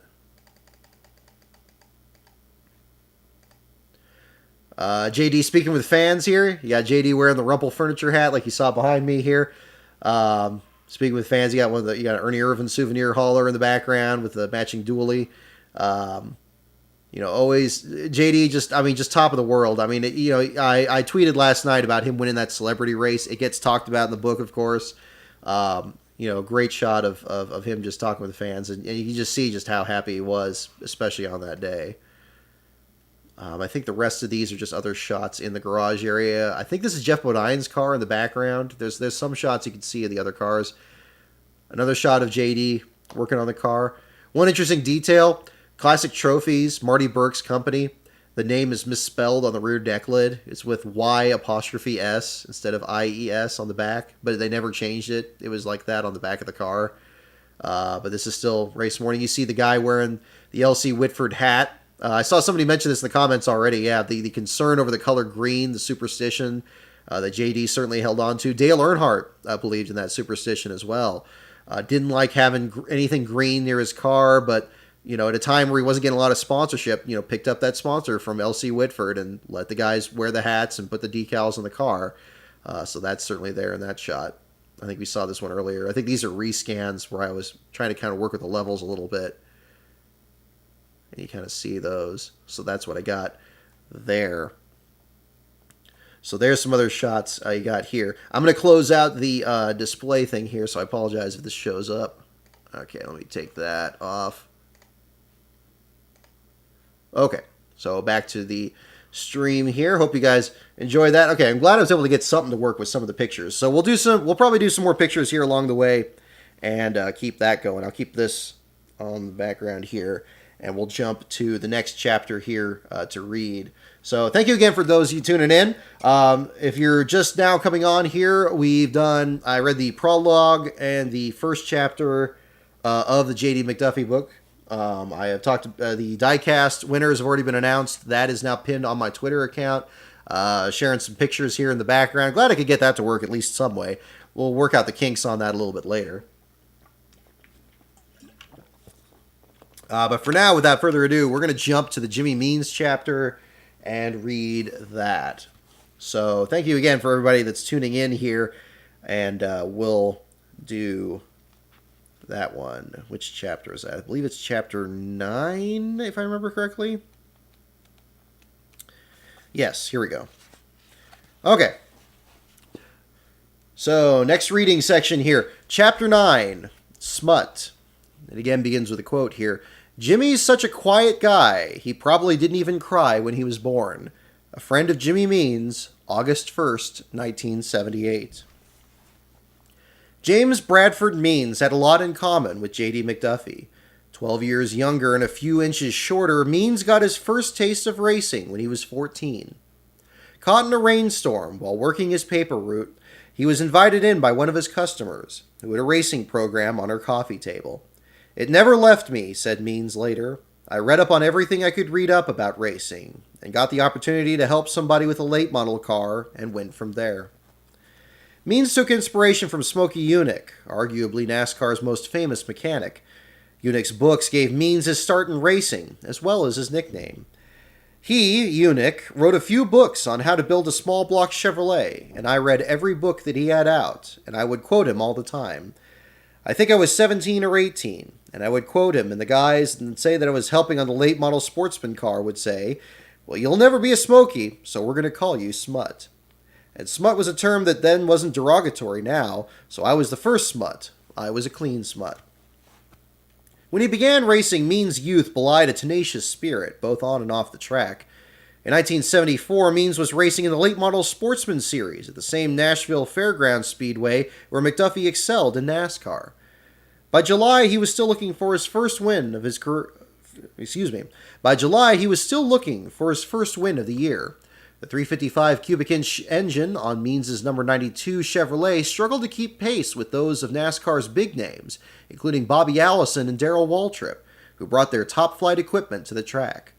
By 1992, Allison and Waltrip would score a combined 169 wins and 4 championships. In the summer of '74, Means led them both in Nashville's track championship. "I wish I knew," said Means when asked about his lead. "But I did total out this car, and I ran earlier, and I have a new car. I'd like to win, but Darrell Waltrip is about 0.2 of a second faster than the rest of us. It made little difference." At season's end, Means took the championship. After he earned another track championship at Huntsville, Alabama, and 2 runner-ups at Birmingham to NASCAR star Neil Bonnet, Means entered competition in ARCA, then moved up to Winston Cup.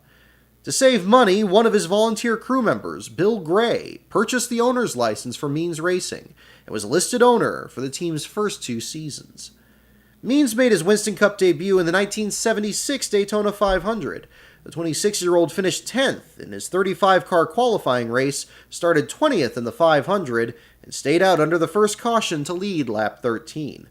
Unfortunately, the engine let go on the restart, leaving Means a distant 40th in the 42-car field. McDuffie made his 322nd start that day and finished in 7th. By the time Richard Petty and David Pearson crashed each other in their legendary last-lap battle for the win, Means was already loaded up, heading back home to prepare for the next race. He would not lead another lap for 6 years. In 1982, Means closed his Huntsville shop and moved his family to Forest City, North Carolina, 180 miles west of Sanford. He opened up a new shop at 486 Withrow Road near Brackett's Creek, the 90-foot building easily overlooked among a row of other faceless industrial structures. There, he toiled for hours on end, preparing his own cars with a handful of friends. In time, several old race cars would pile up in the back of the shop, making it easier for the crew to salvage them for still usable parts. Means wanted to continue to run the number 92, like he did in his Nashville championship, but since Billy Hagan's team ran the number full-time in NASCAR, he settled on number 52. With that, Jimmy Means Racing went national. "I'm the car owner, builder, and driver," said Means in an interview with Larry Woody. "Your big-name drivers, they worry about climbing into the car at race time and driving it, that's all. Me, I spend all week working on my car, trying to scrape up enough money to buy a part here, a part there, get it all put together, haul my car to the track, drive it, then get it back to the shop to work on again for the next race." Over time, Means would come to love some of NASCAR's most demanding tracks, including Darlington, Bristol, and his old stomping grounds at Nashville. As another of NASCAR's independents, only small businesses signed to sponsor number 52. Axe Equipment, Voiles Auto Salvage, Thompson Industries, and Howard's Machine Shops, to name a few. The first to sign on with any regularity was Mr. Transmission, a repair shop based near the Huntsville track on which he won years before. Next was Broadway Motors, a wholesaler and car dealership located 3 miles down the road from Jimmy Means Racing. Stud Murray, Broadway's owner, helped Means get started in Forest City, and for 5 seasons paid $500 a race to have his company's name on the sides of number 52. Like McDuffie, Means also developed a small but potent fan base. 2 decades before fans donated to put their names on McDuffie's number 70 at Darlington, Means did the same at Talladega. The effort, spearheaded by longtime team supporters WIXC 1140 AM in Florida, attracted at least 34 names and businesses. Means also followed McDuffie into the 1986 Atlanta Invitational. A fan vote pushed him from 18th in March to a qualified position in May. And in 1998, a fan named John Green, who was at his very first race, volunteered to fill fuel canisters for Means, then later earned his own uniform as the team's tire changer. 20 years ago, he said, "I was wishing for the chance to go see this racing at the track, never knowing but dreaming that I might have a small part in it," said Green in an article he wrote for the Times Daily. Perhaps the most famous member of the Jimmy Means fan club was one Dale Earnhardt Jr., who befriended Means' son Brad as the two watched their fathers race from the infield. At the number 52 trailer, the younger Earnhardt found a place where he could relax. "Dale couldn't be Dale, and Dale Earnhardt Sr.'s holler, you know. He couldn't be a kid," said Means. "They always had the sponsors, and were always a threat to win the race. And with my boy at the racetrack and Dale, they could just hang out, rather than being all business. He could be a kid at the racetrack. Those carefree days also made Dale Jr. a diehard Means fan. I was always his hero when he was a little boy, said Means. He used to pick up old spark plugs and lug nuts and bring them to me. I didn't use the plugs, but I did use the lug nuts. By the late 1980s, Means was also scuffing tires for Earnhardt's father. Like McDuffie, hard luck came to define Means' career. More often than not, as one newspaper recalled, his car, quote, picked up more dings and dents than a New York taxi. His best finish, a 7th, came at the 2.66-mile Talladega Superspeedway, a track where he failed to finish 14 times in 33 starts. It was close to home, and we had some good runs there, said Means, but the best part of that place is when you drive out the back when the race is over, just making it out of there alive. The championship proved just as challenging. In 1982, he came just 28 points short of making the top 10 in the championship. For the next 18 seasons, he ranked no better. But like McDuffie, Means refused to let the hard times get him down. Look at it this way, said Means. You look at all the hundreds of farm teams in baseball, and all those players who would do anything to get just one day in the majors. Well, we've been in the majors for 17 years. There are only about 40 drivers who are able to start in a Winston Cup race each week, and just think about how many millions of people who want to do it. We're not out there running junk, it's just that some other people have better equipment, but we are all still in the pros. At certain times we have been able to run with the top names, in spite of our difficulties. Those certain times came in 1987, when Means finally caught 2 big breaks. The first was sponsorship. On the heels of several good finishes, his agent brought a number of sponsorship proposals from national brands, including Turtle Wax and Eureka vacuum cleaners. I was younger and maybe a little more sellable than JD McDuffie or James Hilton or Buddy Arrington when they were the major independents that I had outrun.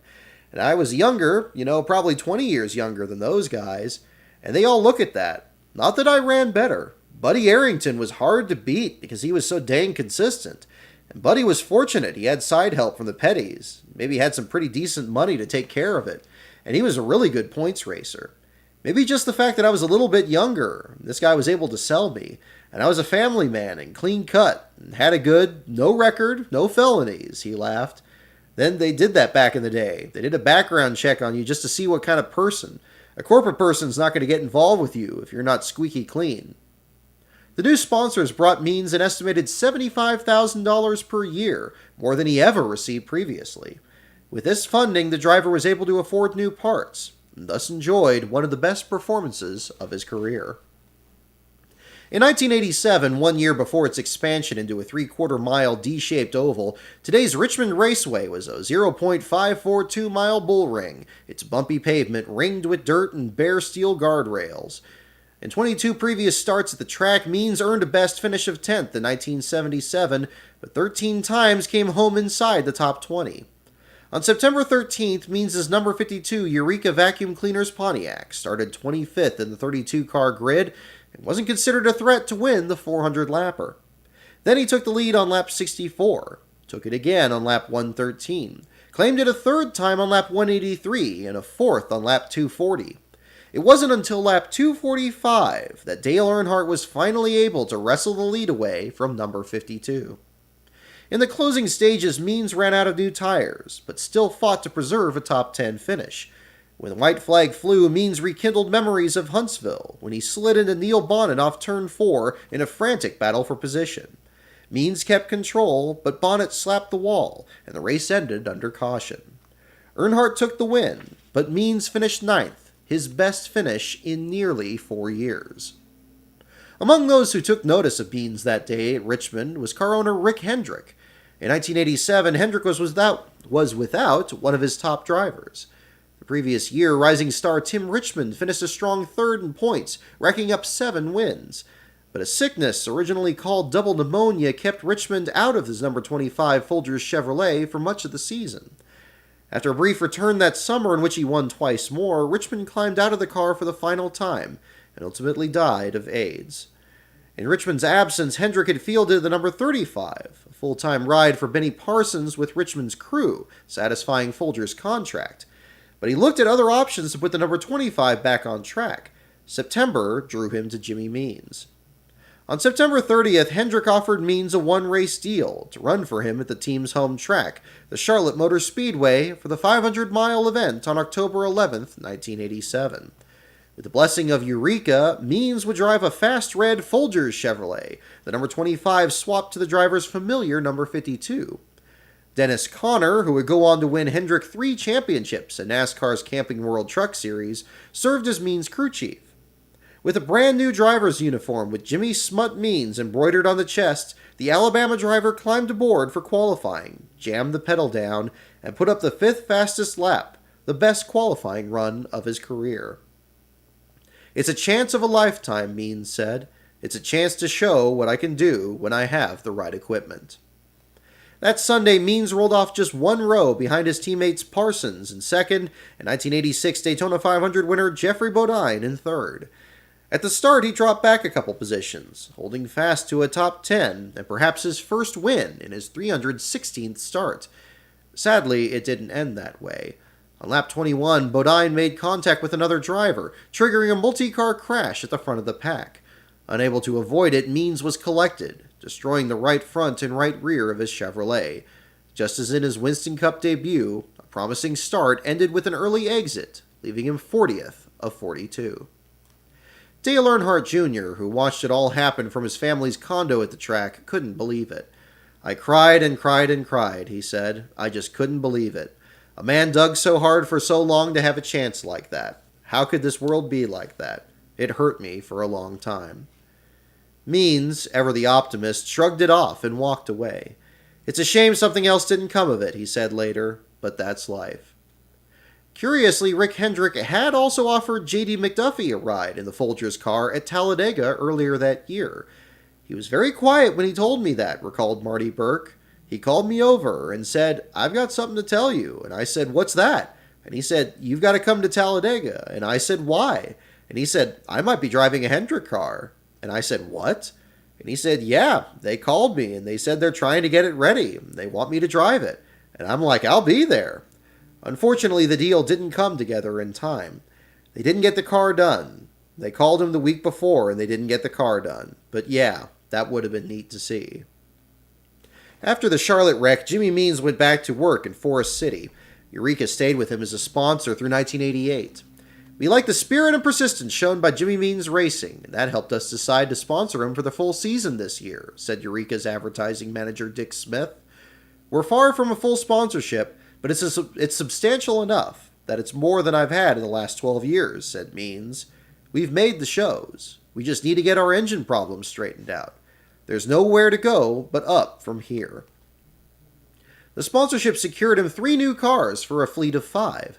The cars, crammed next to each other in the small Forest City shop, were each worked on by just 4 full-time employees. On June 16, 1988, Alka-Seltzer signed on as an associate sponsor for the number 52. In early '89, Means' son Brad came up with a brand new paint scheme. His Pontiac would be painted a soft powder blue. The Alka-Seltzer logos featured proudly in blocks of dark blue and bright red ringed in white. By 1991, the car also carried door and roof numbers printed in a mirror-clear silver foil. The result, a poll indicated, was the 8th most recognizable car on the circuit, and one of Alka-Seltzer's most successful ad campaigns. "NASCAR racing offers us a number of good promotional opportunities," said Carl O'Barrell, Alka-Seltzer's group project manager, in the team's 1991 press release. "And one of the most productive has been sampling Alka-Seltzer to race crowds from our little red fire trucks. When fans spend a long day at the track cheering on their favorite drivers and enjoying food and drink, it can create a situation in which someone needs the fast, effective relief of Alka-Seltzer." "Because of my association with Alka-Seltzer," said Means, "this had been the first time in almost 20 years that I can concentrate on racing and not have to worry about where the money to pay the bills will be coming from. Again this year, I'm looking forward to putting all my efforts into what I'm doing behind the wheel, instead of trying to do everything myself." Soon the car was everywhere. Dale Earnhardt Jr. wore one of the team's blue crew caps, featuring Alka-Seltzer's diminutive mascot Speedy, brandishing a white racing helmet. Other fan shirts and hats by Spectator Sports Services, as well as a pocket road atlas by Rand McNally, both featured the distinctive-looking Pontiac. In grocery stores, little plastic displays in the shape of the number 52 race car held packets of the product. A proof of purchase and $7 in 1991 would score you a Thunder and Thrills racing videotape by ESPN, featuring an introduction by Means from pit road at the Charlotte Motor Speedway. Jimmy Means is a very popular driver, O'Beryl continued, and it's amazing how many fans come back to the Alka-Seltzer fire truck, not only to thank us for Alka-Seltzer's fast relief from upset stomach with headache, but also for sponsoring Jimmy. In 1990, Means and Alka-Seltzer managed to parlay this popularity into a cameo in Paramount Pictures' racing film Days of Thunder, starring Tom Cruise. Means and Cruise even shared a scene together. There was a scene where Cruise is on the outside pole, said Means, and I'm on the pole, and I'm talking to Cruise on the radio. I said, you do what you want to do and don't dodge me, I'll dodge you. So just drive the car, and do what you want to do. Though the scene was cut from the film, the Blu-ray edition has a picture of Means racing Cruise on the back cover. Throughout their careers, Jimmy Means and JD McDuffie were often mentioned in the same breath. With similar backgrounds, both as independents and champion short trackers, both built a fast friendship and a friendly rivalry. Well, we run the best against each other. Independents run the best against each other. Nobody rolled over, said Means. So back in those days, you had 4, 5, 8 guys who had money and 25 independents. And we strived to be the best independent. We wanted to beat one another.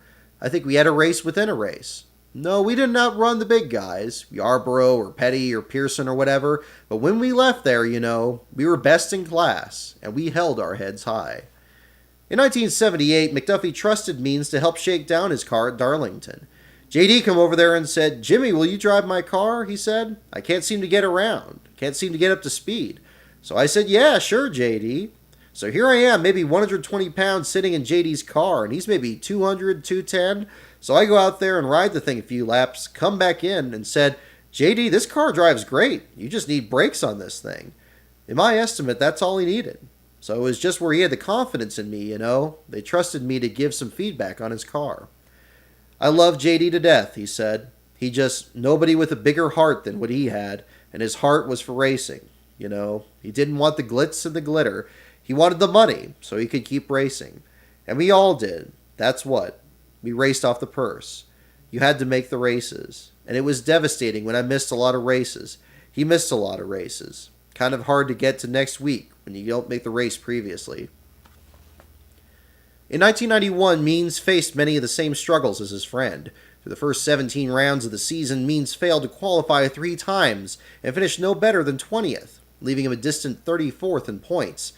He also stepped out of the car twice, at Dover and at Sears Point. Sears Point, a twisting 2.52-mile road course in the Sonoma, California, proved particularly challenging for Means. Just before opening practice for the 1989 inaugural, local racer Ron Esau warned Means not to let his left rear tire touch the grass in turn 10, a hard right-hander. Unfortunately, that was exactly what happened. On his first lap, Means put a wheel off and lost control, sending his car into a flip off the tire barriers. When someone asks, an uninjured Means told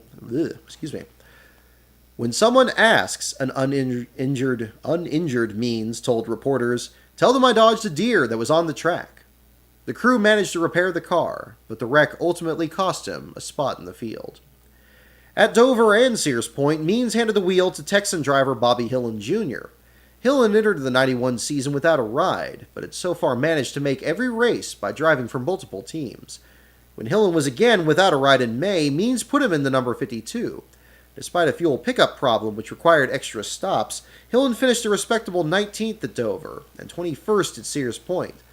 5 days after the road course, Hillen was tabbed as relief driver for Kyle Petty until Petty returned from Talladega injury. The only race Hillen wouldn't drive the number 42 Mellow Yellow Pontiac was Watkins Glen. As it turned out, this didn't change Means' plans. He was already planning on driving the number 52 at the Glen. And that concludes Chapter 9 on Jimmy Means. So I'll take kind of a break here for just a moment. We'll probably do like one more chapter here in the meantime. Well, we'll see. We'll kind of play this by ear a little bit. We're at almost 2 hours here. But thank you again for tuning in here tonight. Let's see here. Seeing some questions there about the next episode for Rise of the Field Fillers. That's another thing I'm working on here in the meantime. Looking to get the Cope book updated and then getting back into that too. Luckily, I was able to find great transcription software to kind of speed that up a little bit, because that was a big thing that was holding me up. It was just taking forever to get the material boiled down. But I think we're getting there, so stay tuned on that.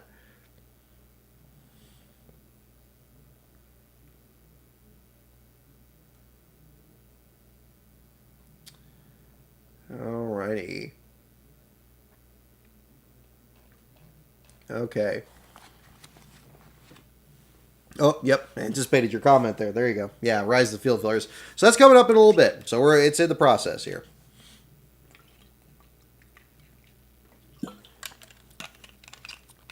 So the next part of show and tell here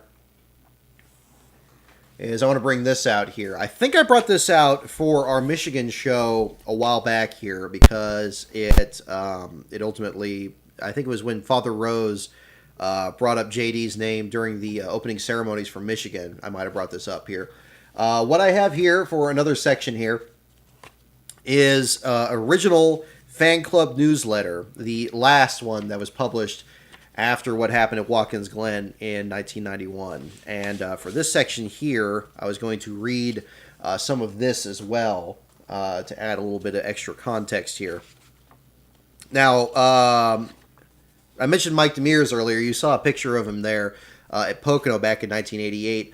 When both he and Leslie took over the fan club in the late 1980s, they really expanded on what had already existed. James Oldham was the original owner of the fan club, operated for many years. He was a longtime journalist there in the Sanford area. In JD's later career, Leslie and Mike kind of took it over. James was kind of doing other stuff at that point. And when Mike and Leslie took over, they started to publish newsletters. And these provided some of the most intimate details, really, about a lot of what happened at the racetrack.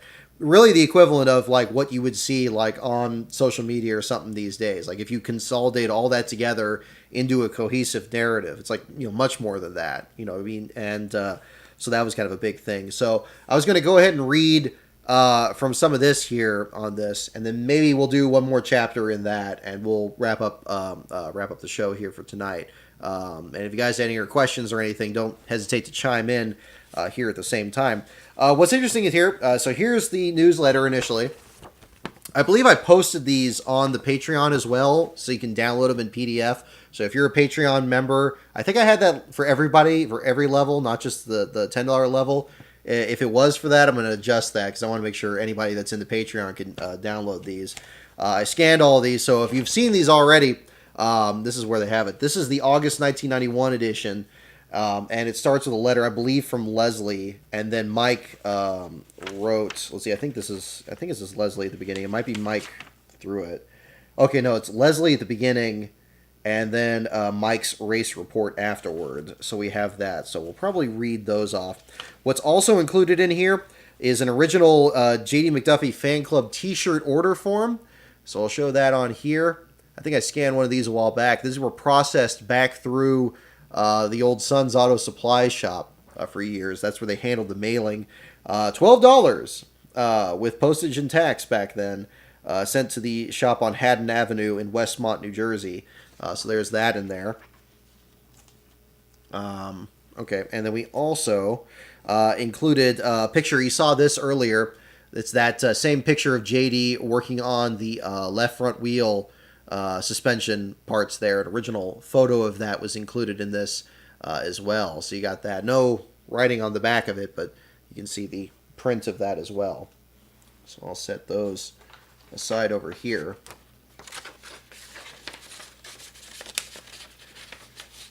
Alrighty. Okay. So, so some of these details, for those of you who have read the book, some of these details will sound familiar, and that's for a very good reason. There was a large amount of this that made it into the book. Some of it verbatim, in quotes, others kind of just integrated into it. But yeah, absolutely big credit to them on this. So what I'm going to do, I'm going to read Leslie's letter at the beginning, and then I will read Mike's account of Watkins Glen here at the end. So we'll do both here. So a little bit more reading here for you guys as well. Thank you again for everybody tuning in. We just read chapters on Jimmy Means, as well as first couple, I believe the prologue and the first chapter of the book. So those of you tuning in a bit later, if you want to check this out later, those will be in this video as well, so you can check that out. So without further ado, I'll go ahead and start this off here. JD McDuffie Racing, August 1991. This again written by Leslie Demers. Dear JD Fan Club member, writing JD's newsletter and running the fan club has been a privilege to me. More of a privilege was being a friend of JD's. People come and go in your life, but I can't think of many who would have touched my heart like JD did. I hope what I write about him can express what I truly feel. I have been writing notes to myself as things come to me. My letter to you will start with Thursday before the Glen. Mike was leaving for New York on Thursday evening with Marty Burke. I took a trip to the beach that day and told him that morning that I might not come home to say goodbye. I wished him a safe trip, and Mike told me he would call me to let me know how JD qualified. Something made me come home early to see Mike before he left. On Saturday, he called me to say everything was going great and the car was perfect. They were looking forward to the race at Shangri-La Speedway that evening. Mike told me he had never seen JD so happy. Our fan club member Scott Height had done all the work to arrange the personal appearance for JD. On Sunday morning, my mother called to ask if she could come to visit that afternoon. I reminded her that the race was on, and she said she would watch it with me. My mother watches all the races on television, but never has she been with me on race day. I can remember being excited as the race began, and then the accident came. How thankful I was that my mother was with me. Even as an adult, nothing seemed more comforting than being consoled by your mother. My telephone began ringing off the hook with everyone calling to see if I knew anything. Deep inside, I suspected the accident was worse than they were reporting. Marty Burke's wife, Judy, called to give me the news that JD had died. I didn't remember too much more about the broadcast of the race, but my thoughts were with Jean and her family and what Mike and the crew were going through being at the track.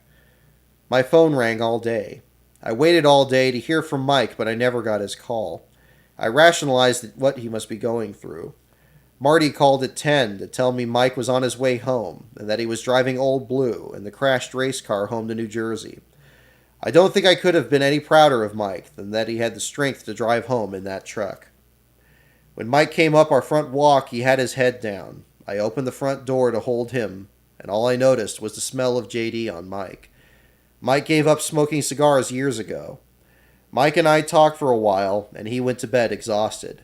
The next day, reality set in, and dealing with our loss and the accident was more difficult. Mike came to work and sat in his office all day and wrote his letter to all of you. I'm certain it will touch your heart. On Monday, I tried all day to contact Jean. This is I'm a Jean McDuffie. The line was busy all day.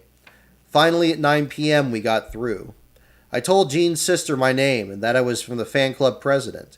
She said there wouldn't be any use for a fan club now. I told her that I thought we had as much of a need now as ever. Jean got on the phone, and I think she was reassured after speaking with Mike about how happy JD had been for the whole weekend. The evening at Shangri-La meant so much to JD. Now Mike and I had to plan for our trip to North Carolina. We left home at 2:45 on Wednesday morning. Jerry Glenn from the Medford Speed was also going to Sanford, but we didn't know what time he was leaving. I started driving home and drove to Baltimore. I had stayed up all night to get ready, and Mike had taken a 5-hour rest. At Baltimore, we changed seats, and I went to sleep in the back of our van. I felt the van stop and asked Mike where we were. He said we were stopping to have a cup of coffee with Jerry and family. I couldn't believe we found Jerry on Route 95 out of all the traffic on that road. This was just a piece of a big puzzle. We checked into a hotel in Sanford and saw Tom and Pam Rumpel sitting at their window in the hotel. We spent an hour talking about our friend and the void we now felt. We then went to see Jean. The family home is very pretty, sitting in a rural neighborhood with rolling hills and tall pine trees, and the front carport was filled with friends sitting around talking about JD. Jean was at the funeral home and then returned with the family minister. Mike and I had brought the trophy from Shangri-La and a photo plaque that had been given to JD at Watkins Glen. That was the photo that Janine Pastel had brought. Mike and Marty told Gene how happy JD had been the whole weekend, and Gene told them he had called her and told her how well the car was running. Another piece to the puzzle, since JD never called home during race weekend. Gene was concerned about being able to have the strength to deal with the people at the funeral home, and the minister told her her would walk up to her at 9 o'clock and take her home. That evening she stayed until past 11 o'clock to greet every person to walk through the building. I'm enclosing the Sanford newspaper articles about the viewing and the funeral service with this letter. At the funeral home the flowers were spectacular. As we walked through, we noticed many of your names on the cards. The fan club sent an arrangement that was done in blue and white. JD was dressed in a new Simpson driver's suit embroidered with his name and number 70. He held a cigar in his hand and wore his favorite turquoise ring. The funeral service was moving, especially the song by Marty Robbins. I felt Marty wrote the song for JD. The song was 20th Century Drifter, which was also played in the 1985 segment that CBS did.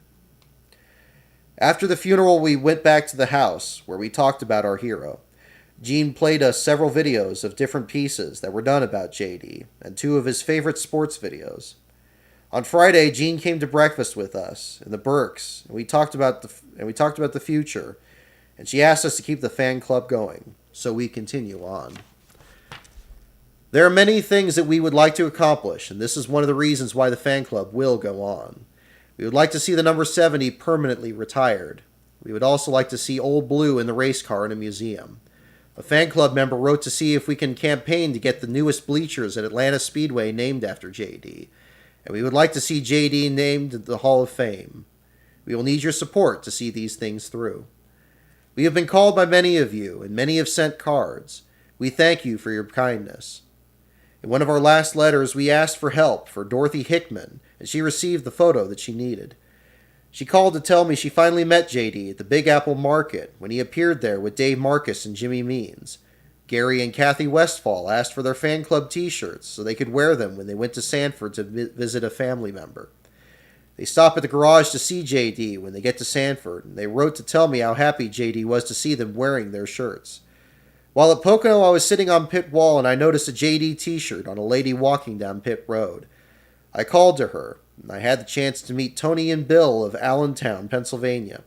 They were the ones to send the newspaper article that wasn't very flattering to JD. If you studied the car at Dover, both Pocono races and Watkins Glen, you could see names on the car. These were fans who helped sponsor JD at those races.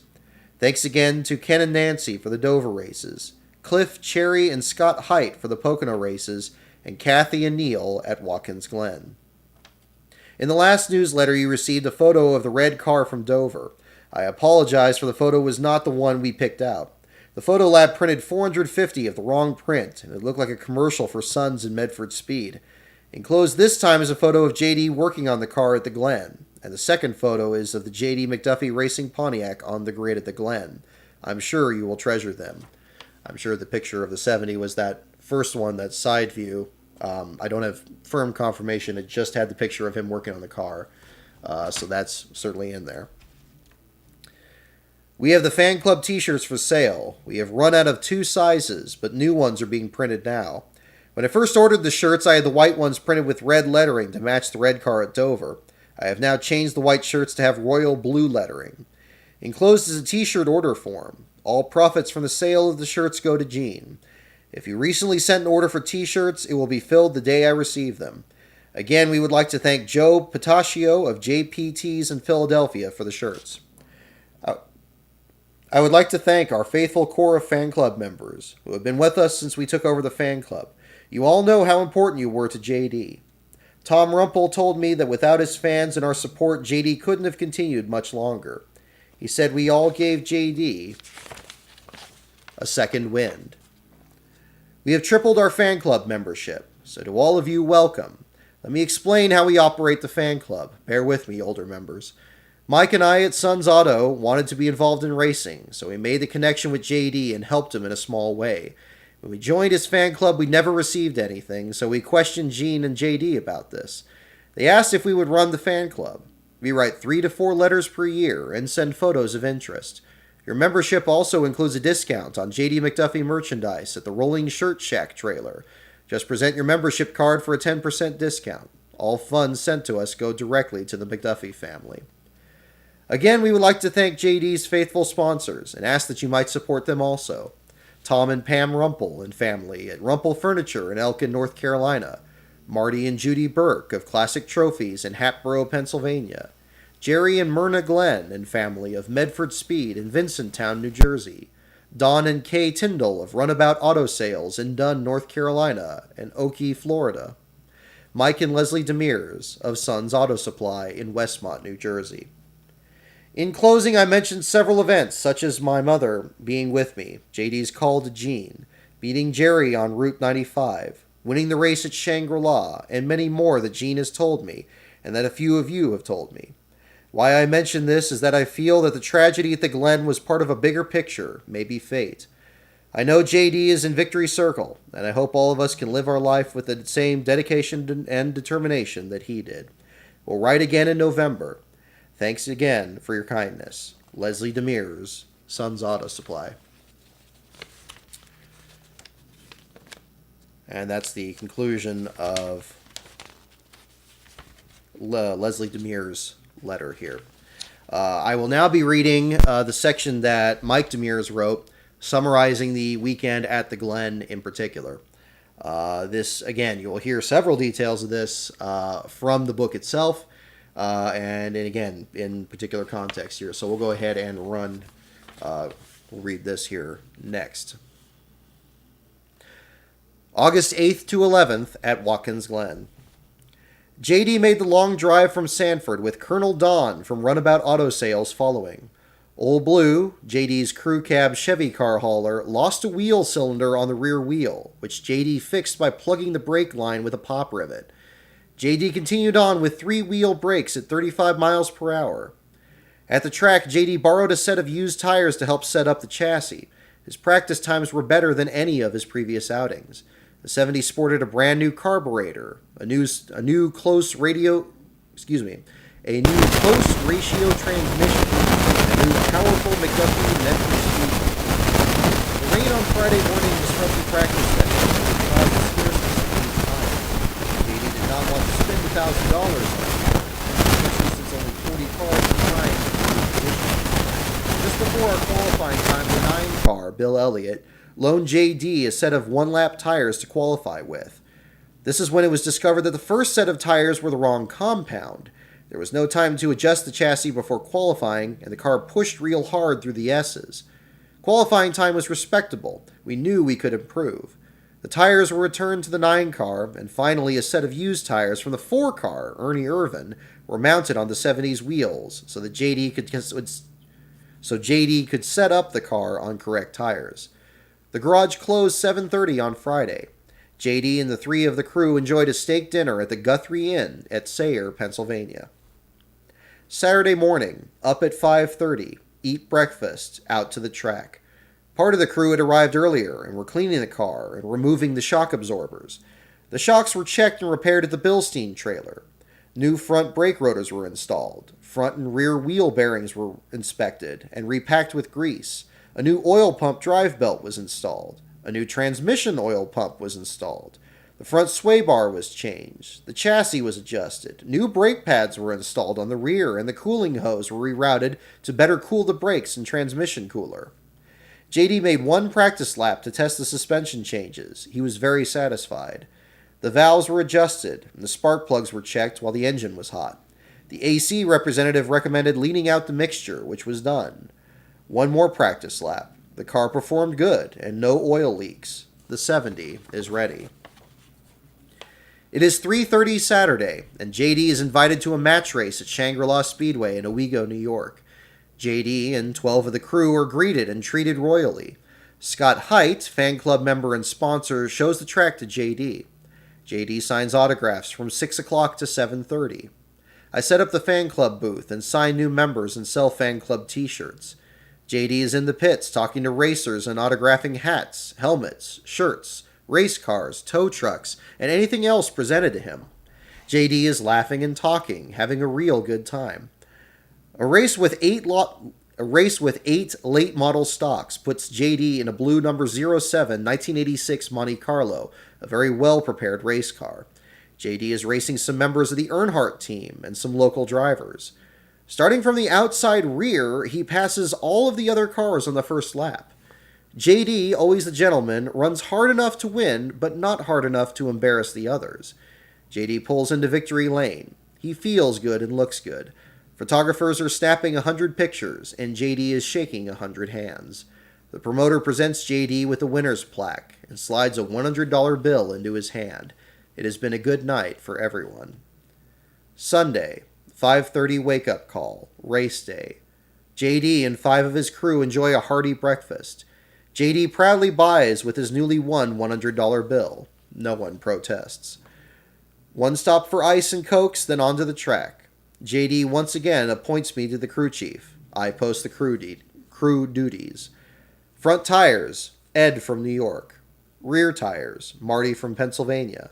Jack, Chico from Pennsylvania. Carry tires, Don from Pennsylvania. Driver service, Bradley from Maryland. Lap times and gas computation, Doug from Ontario, Canada. Scorer, Lisa from New York. Gas, Harold from Pennsylvania. Catch, Kelly from Pennsylvania. Second can, Jerry Jr. from New Jersey. Sign, Jerry from New Jersey. Run gas, Cliff from Pennsylvania. Chief, Mike from New Jersey. The crew worked hard to prepare number 70 for the race. By 9:30, they have tightened or checked all bolts and nuts, waxed the car, installed the radio, checked all fluids, bled the brakes, lubricated the wheel studs, and torqued the wheel nuts. JD is making a mount for the mirror to keep it from vibrating. Don repositions an air duct on the right side of the car. 6 of the crew push the car to the gas pumps, where the tank is filled to the max. The 70 is pushed to the inspection lane, where a visual check of the carb, manifold, fuel cell, and tires is performed. The 70 is next pushed to the template area to check height, clearance, engine height, and general dimensions of a 1991 Pontiac Grand Prix. Next, the car is weighed. At 10 o'clock, after passing inspection, the 70 McDuffie Racing Pontiac is pushed onto pit road. The 70 is the first car on the grid. Lots of fans are taking pictures and inspecting the maroon, white, and black race car. The rest of the crew had set up the pits, which for some strange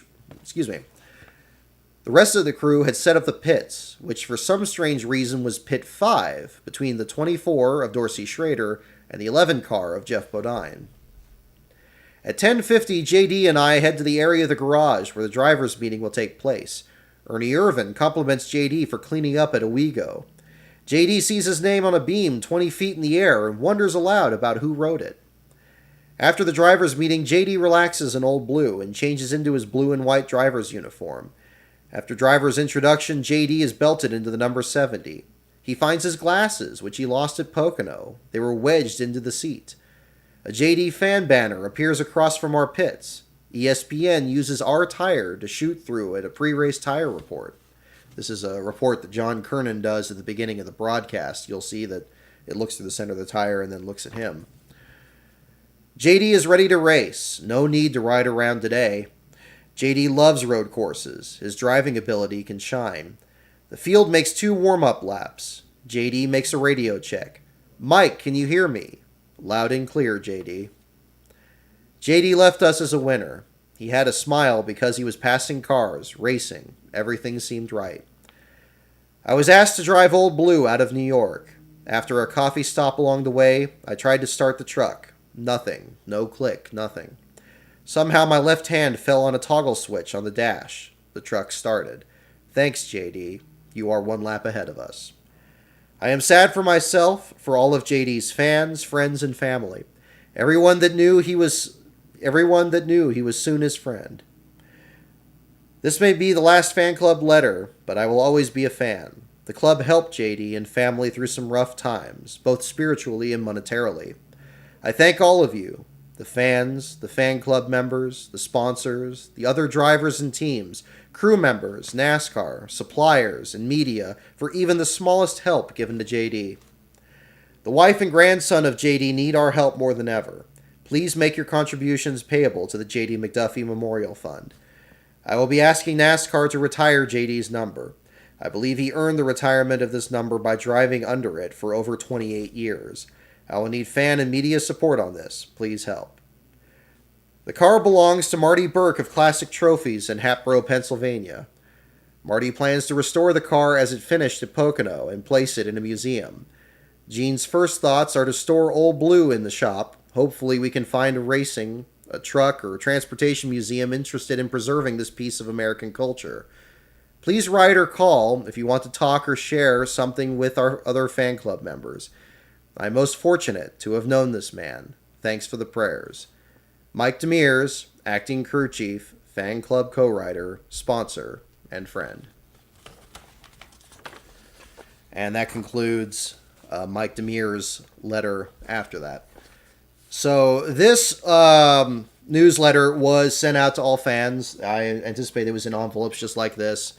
There are a couple articles in the back of this here too. Again, you can check those out there in the if you're in the Patreon, any level on that, patreon.com/lastcaronbrock, and you can download a PDF of this as well. There's a couple other newsletters I had.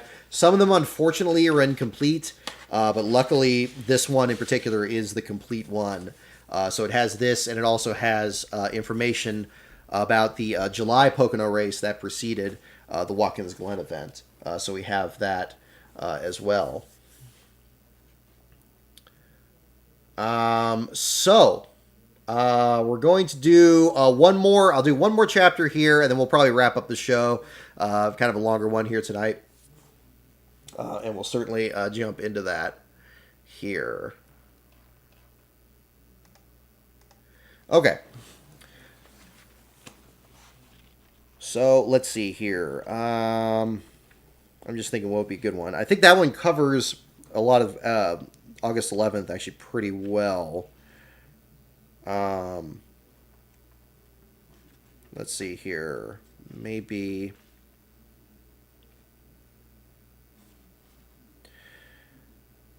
How about this? Okay.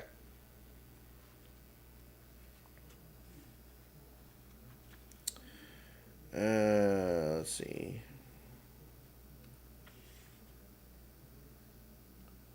Okay. I'm going to do, let's see. Here's what I'm going to do. I have a special bonus here for you guys tonight. Those of you who are in the Patreon, you've already heard about this here before. Hey, Kyle Foster, thanks for tuning in, bud. We'll stream here for JD tonight. We're going to wrap it up with another section here. What I have, let me see if I can get this up here. I'll bring it up a little bit further here. As I mentioned, there is a new afterword to the JD book that I wrote after the book signing at Watkins Glen. I think this probably would be a good place to wrap it up here for tonight. So we'll do one more section here. But definitely, as I said here tonight, stay tuned. We're going to get the full version of the book signing, or the full version of the audiobook will be available very soon. So I'm going to put this on the screen here in the background, and I will read this off. Maybe we'll do some pictures or something to wrap it up. But again, I appreciate you guys staying tuned this late, especially on a Wednesday night here. So this is a chapter I added to the end here. If you this is the only chapter that was added to the original book. I think this would be a place to tie it up. So if you have the book already, this part's not in there. It will be in the audiobook, and I'll read it off here as well. Afterward, September 30th, 2018. On the afternoon of Thursday, August 2nd, 2018, I was riding in a black SUV as it drove slowly through the infield at Watkins Glen International. Charlie Birch parked it just before the entrance to the inner loop. The moment we stopped, Linda McDuffie got out, a rumpled furniture cap clutched in her right hand. In front of her, a row of motorhomes gave way to a narrow path, the remnants of the track's first chicane from 1956. Down the hill in the distance, she saw the spotters stand, the catch fence, the barriers. That's where it happened, said Charlie, right there. As Linda stood against the chain link, tears gave way to anger. Anger that such a tragedy had to happen for the track to change. I'm just pissed off, she said. We stood there, the three of us. It was some time before it felt right to leave. Up until that moment, Linda had never been to the track where her father had died. The very idea of doing so didn't come up until well after I'd arranged to stay with Charlie for the NASCAR weekend. And when it did, it came from her wife, Wendy. "You need to do this," she told her. I was on board, but I made clear to Linda that I didn't expect her to come. I didn't think she would until the day my brother and I flew out from California. Linda drove all the way from Denver to upstate New York. She still beat us to Charlie's place. But for a specific series of events, Linda would never have made it to turn 5 that day. The credential office was closed by the time we arrived at the track, so Linda couldn't pick up her hot pass. Fortunately, I had already bought a ticket, as had my brother. Those 2 tickets, combined with Charlie's photographer's pass, were what got us in. Such obstacles met and overcome came to define the weekend of the 2018 Go Bowling at the Glen. A month earlier, I had been in final negotiations to do a book signing for this book at the track, but someone at the Speedway stepped in and forced our contract to cancel. My credentials had been declined for not coming from an accredited website, despite years of coverage at Sonoma and Darlington, barring us access to much of the media at the track. Someone even prevented Linda, Charlie, and myself from being interviewed by NBC affiliate WETM 18. The live segment was to take place at Watkins Glen's Victory Lane, an irony not lost on Linda. "Welcome to JD's world," she said. But Andy Malnoske, WETM's sports editor, brought us into his studio for a pre-recorded segment late Thursday night. It aired on WETM's pre-race show on Friday night, and I was amazed by how much work they put into it. I only expected our interviews to be aired. Instead, Andy and a skeleton crew stayed up into the early hours to produce a 4-minute, fully produced segment, complete with archival footage and photographs. At the end of the segment, Andy promoted our new book signing at Smalley's Garage, the original technical inspection location on the old Watkins Glen course. There, Carl and Carla, the current owners, stepped up big time and treated our group just like family. Among our visitors that night was an older couple in classic JD McDuffie gear. They told us they were camping at the track when the accident happened, and for each year after brought with them a sign they hung on the catch fence. The black plastic sign bore a wooden cross, a laminated McDuffie trading card, and the words 70, JD, not forgotten. For years, the couple hung the sign by their camper every year at Watkins Glen. When camping prices became too high, they kept the sign in the storage in a blue bag. On that night, they gave the sign to Linda. An equally big surprise awaited us at Smalley's. On the sidewalk in front of the shop is a walk of fame honoring drivers who have raced at Watkins Glen. Charlie told me about it days before, and we prepared to get one made for JD. But the very next day, Charlie took me aside and told me, "It's already done." And I said, "What?" "It's done."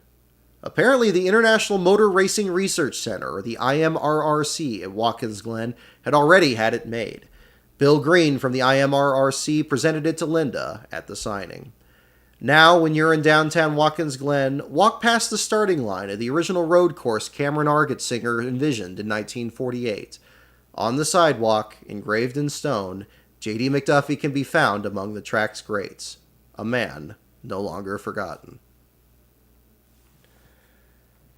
And that's the conclusion of the new afterword. And again, that will be in the audiobook as part of that. That's the most significant change to the book itself. There's a couple edits in there, but that's the only additional chapter that's added. So the experience of the original book published on Waldorf, which I've been reading from tonight, and that is basically the full book there. So with that, I'm going to go ahead and show here tonight. Thank you so much, everyone, for tuning in. And again, our condolences certainly to Imogene and to the family of Imogene McDuffie and to the family of Bob Jenkins. Again, further information on Imogene's services are available on Facebook if you look up Linda McDuffie and the Facebook page JD McDuffie Racing Legend.